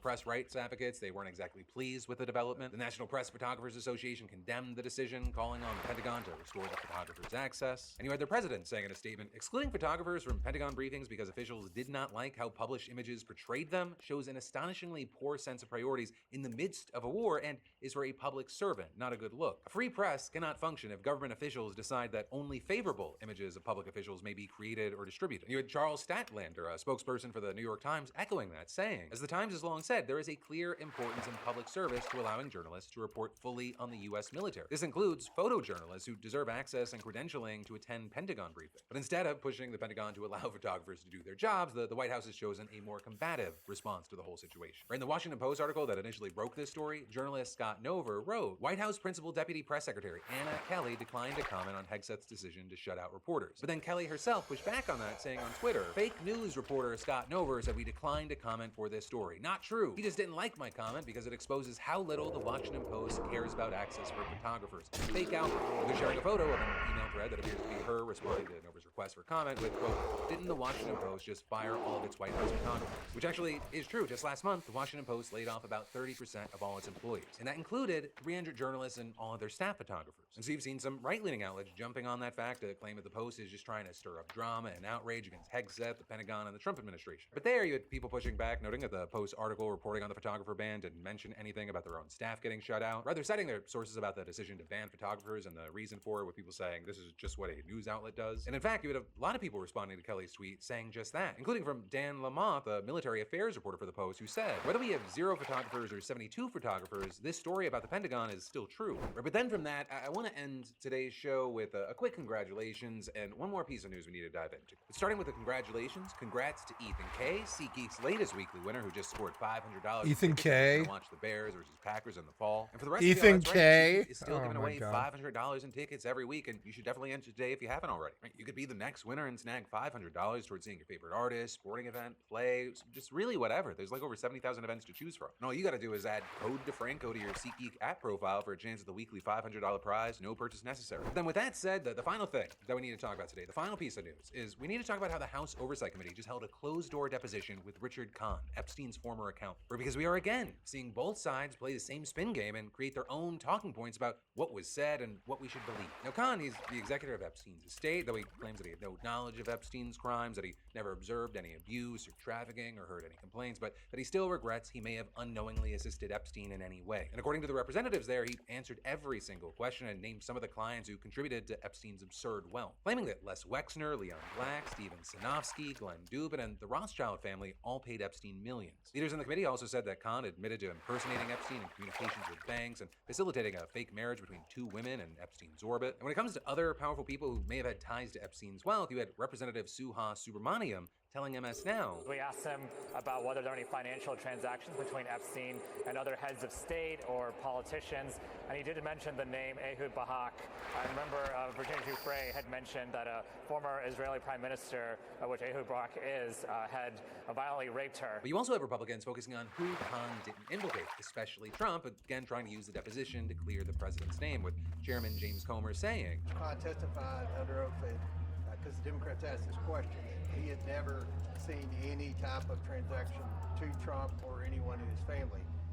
That makes the 5th witness now that's testified under oath that they've never seen any involvement by Donald Trump. But as you can imagine, Democrats didn't see it the same way, with them pushing back on a ton of Kahn's deposition. They're saying they flat out don't believe that Epstein's accountant and estate executor was clueless about his crimes. With Robert Garcia, the committee's Democrat lead, writing that Jeffrey Epstein's massive sex trafficking ring would not have been possible without the consistent payments and services of his longtime accountant, Richard Kahn. It's not credible that he had no knowledge of Epstein's activities, and his testimony today only raises more questions. And when it comes to Trump, you had Garcia specifically saying that Kahn confirmed that Epstein spoke about Trump a lot, with Representative Subramaniam adding that the committee asked Kahn about the settlement program that he's running for the estate, and he was proud of this program he set up, but a lot of the survivors have said that it has not been distributed fairly, that they've been trying to minimize the amount of distributions. We asked about specifically if one of Trump's accusers had actually gotten a settlement. He did confirm that. So once again, because this deposition didn't happen live in front of the public, we have 2 different narratives about what was said and what should come next, especially with Trump.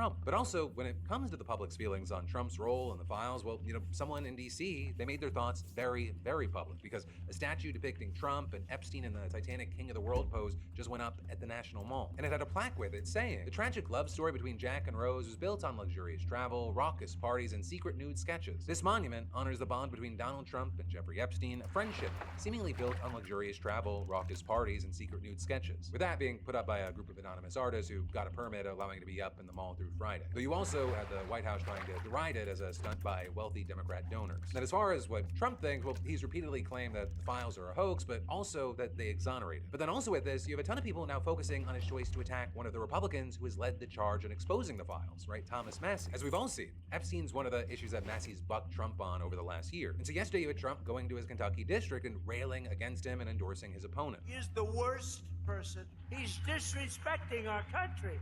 He votes against everything. He's got one thing going. He went to a good college. But I know a lot of stupid people that went to a good college. We got to get rid of this loser. This guy is bad. He's disloyal to the Republican Party. He's disloyal to the people of Kentucky. And most importantly, he is disloyal to the United States of America. With Trump then bringing Massey's opponent on the stage to speak, which, just as a quick aside, on the note of people who joined Trump on stage in Kentucky, you also had Jake Paul. With Jake, who, by the way, you own a fucking company that makes deodorant. How are you sweating that much? But that is besides the point. Jake, he spoke at the rally, and Trump even encouraged him to step into politics. I'm going to make a prediction that you will be, in the not too distant future, running for political office.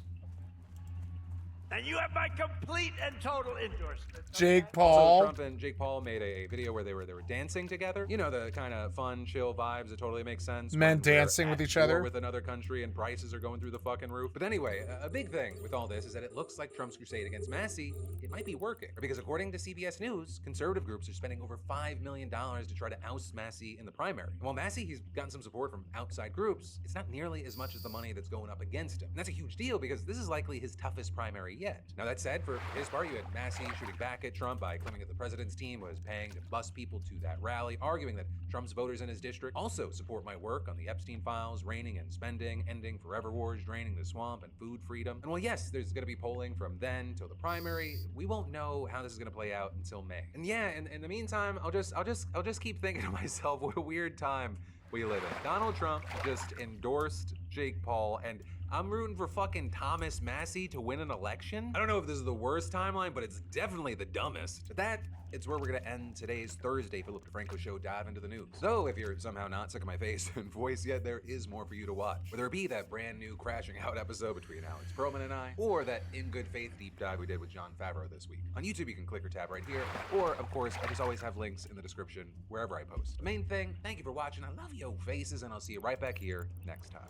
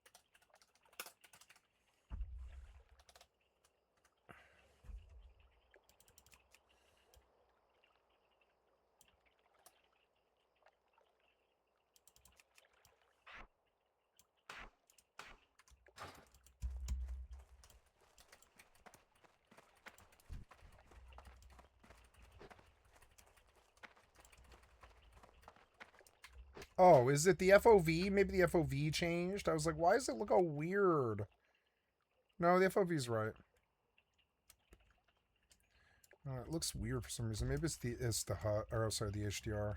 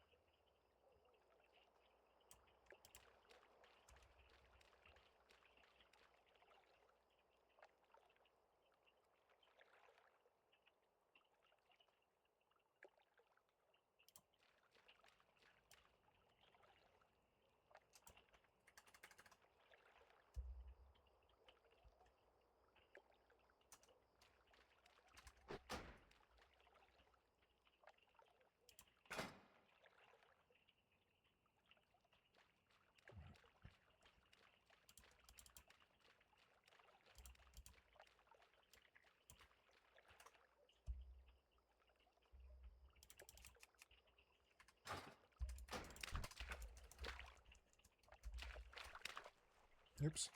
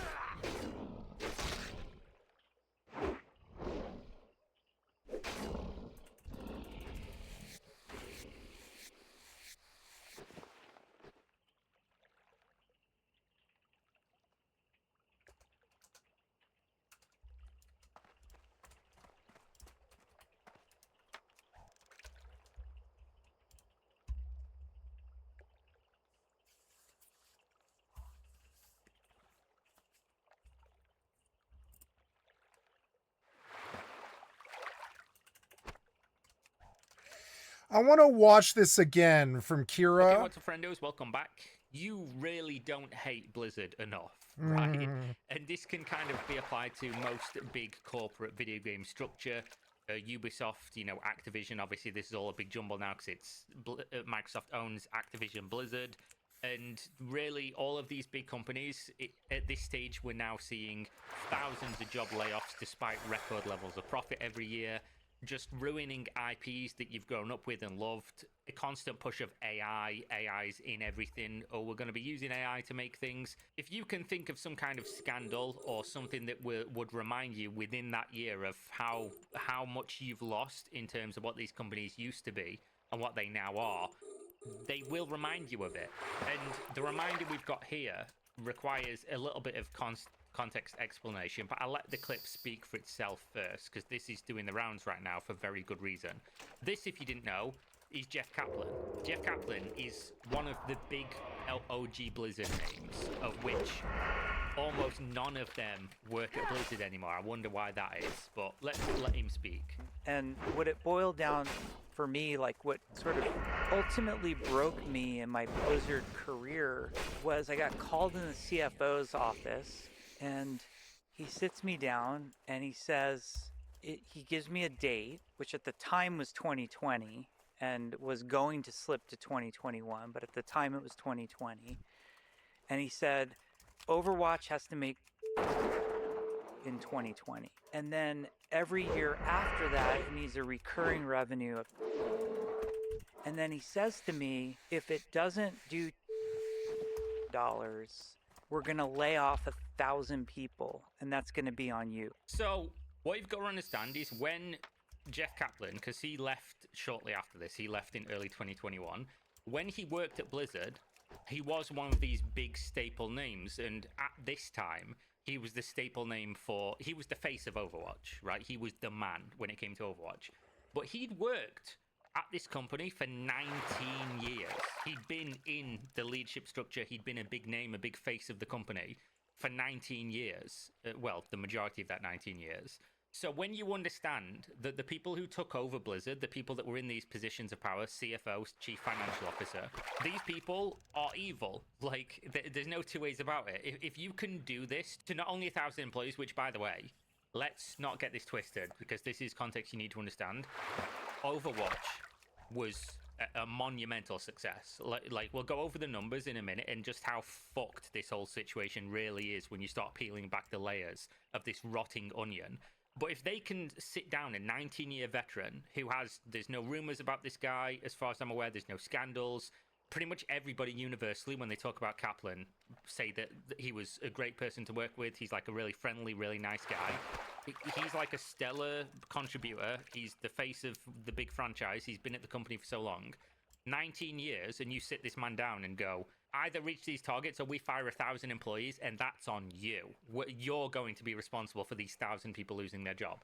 Now, obviously, if the game was losing loads of money and it was like a complete abject failure, you could somewhat understand this. But I want you to understand that Blizzard, like the structure of corporate around Overwatch, was the reason this game was doing worse than it actually was on paper as a video game product. And you're going to say, Kira, what do you mean by that? Overwatch, when it first released, in the first year, did over $1 billion in revenue.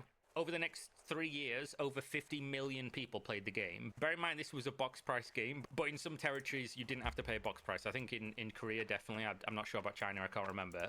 If it was probably a very much cheaper box price. But this game earned billions with a B, big billies. This game was earning crazy sums of money, especially at the beginning.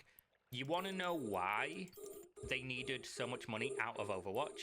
It's because for Blizzard and the people who were running the company at the time, they tried to strangle the golden goose.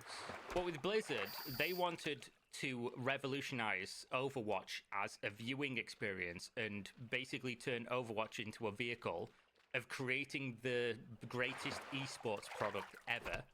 And they basically killed Overwatch in the short term and lost a lot of the key talent that were working on the game, and a person like Jeff Kaplan, because of what they did with the Overwatch League. PC Gamer article goes over it because he does talk about it in this interview. The whole Lex Friedman podcast interview has a bunch of additional context about this, and there's some quotes here that I want to go over. The article says, the way Kaplan explains it, the good ship Overwatch started to buckle when unreasonable expectations were placed on the Overwatch League, a hugely hyped esports league founded in 2017 and closed in 2024.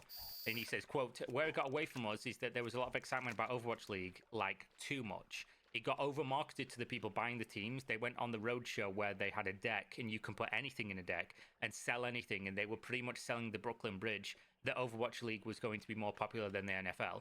If you don't know about this, when they were pitching the Overwatch League to people, the OWL, it was people like Bobby Kotick was going around to like all of his billionaire friends, all these people that own sports franchises already in the NFL, the NBA, things like that. And he was going around telling them, oh, if you buy a franchise slot for this thing, you're going to make so much money. You're going to be at the ground floor of what's going to become as popular as like the NBA or the NFL, and it's going to be, you know, bringing in billions of dollars every year, and you're going to get this huge revenue share and everything.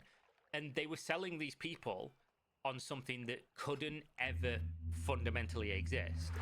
And people were buying in to the Overwatch League for like $20 to $60 million for an Overwatch League spot. And then on top of that, they had to pay for a team, all the salaries of the people in the team, the people around the team, like the management structure, the coaches, the psychologists, all of this stuff, all the equipment, all of the marketing costs, all of the travel costs, everything around having a team, plus the $20 to $60 million investment into owning the spot.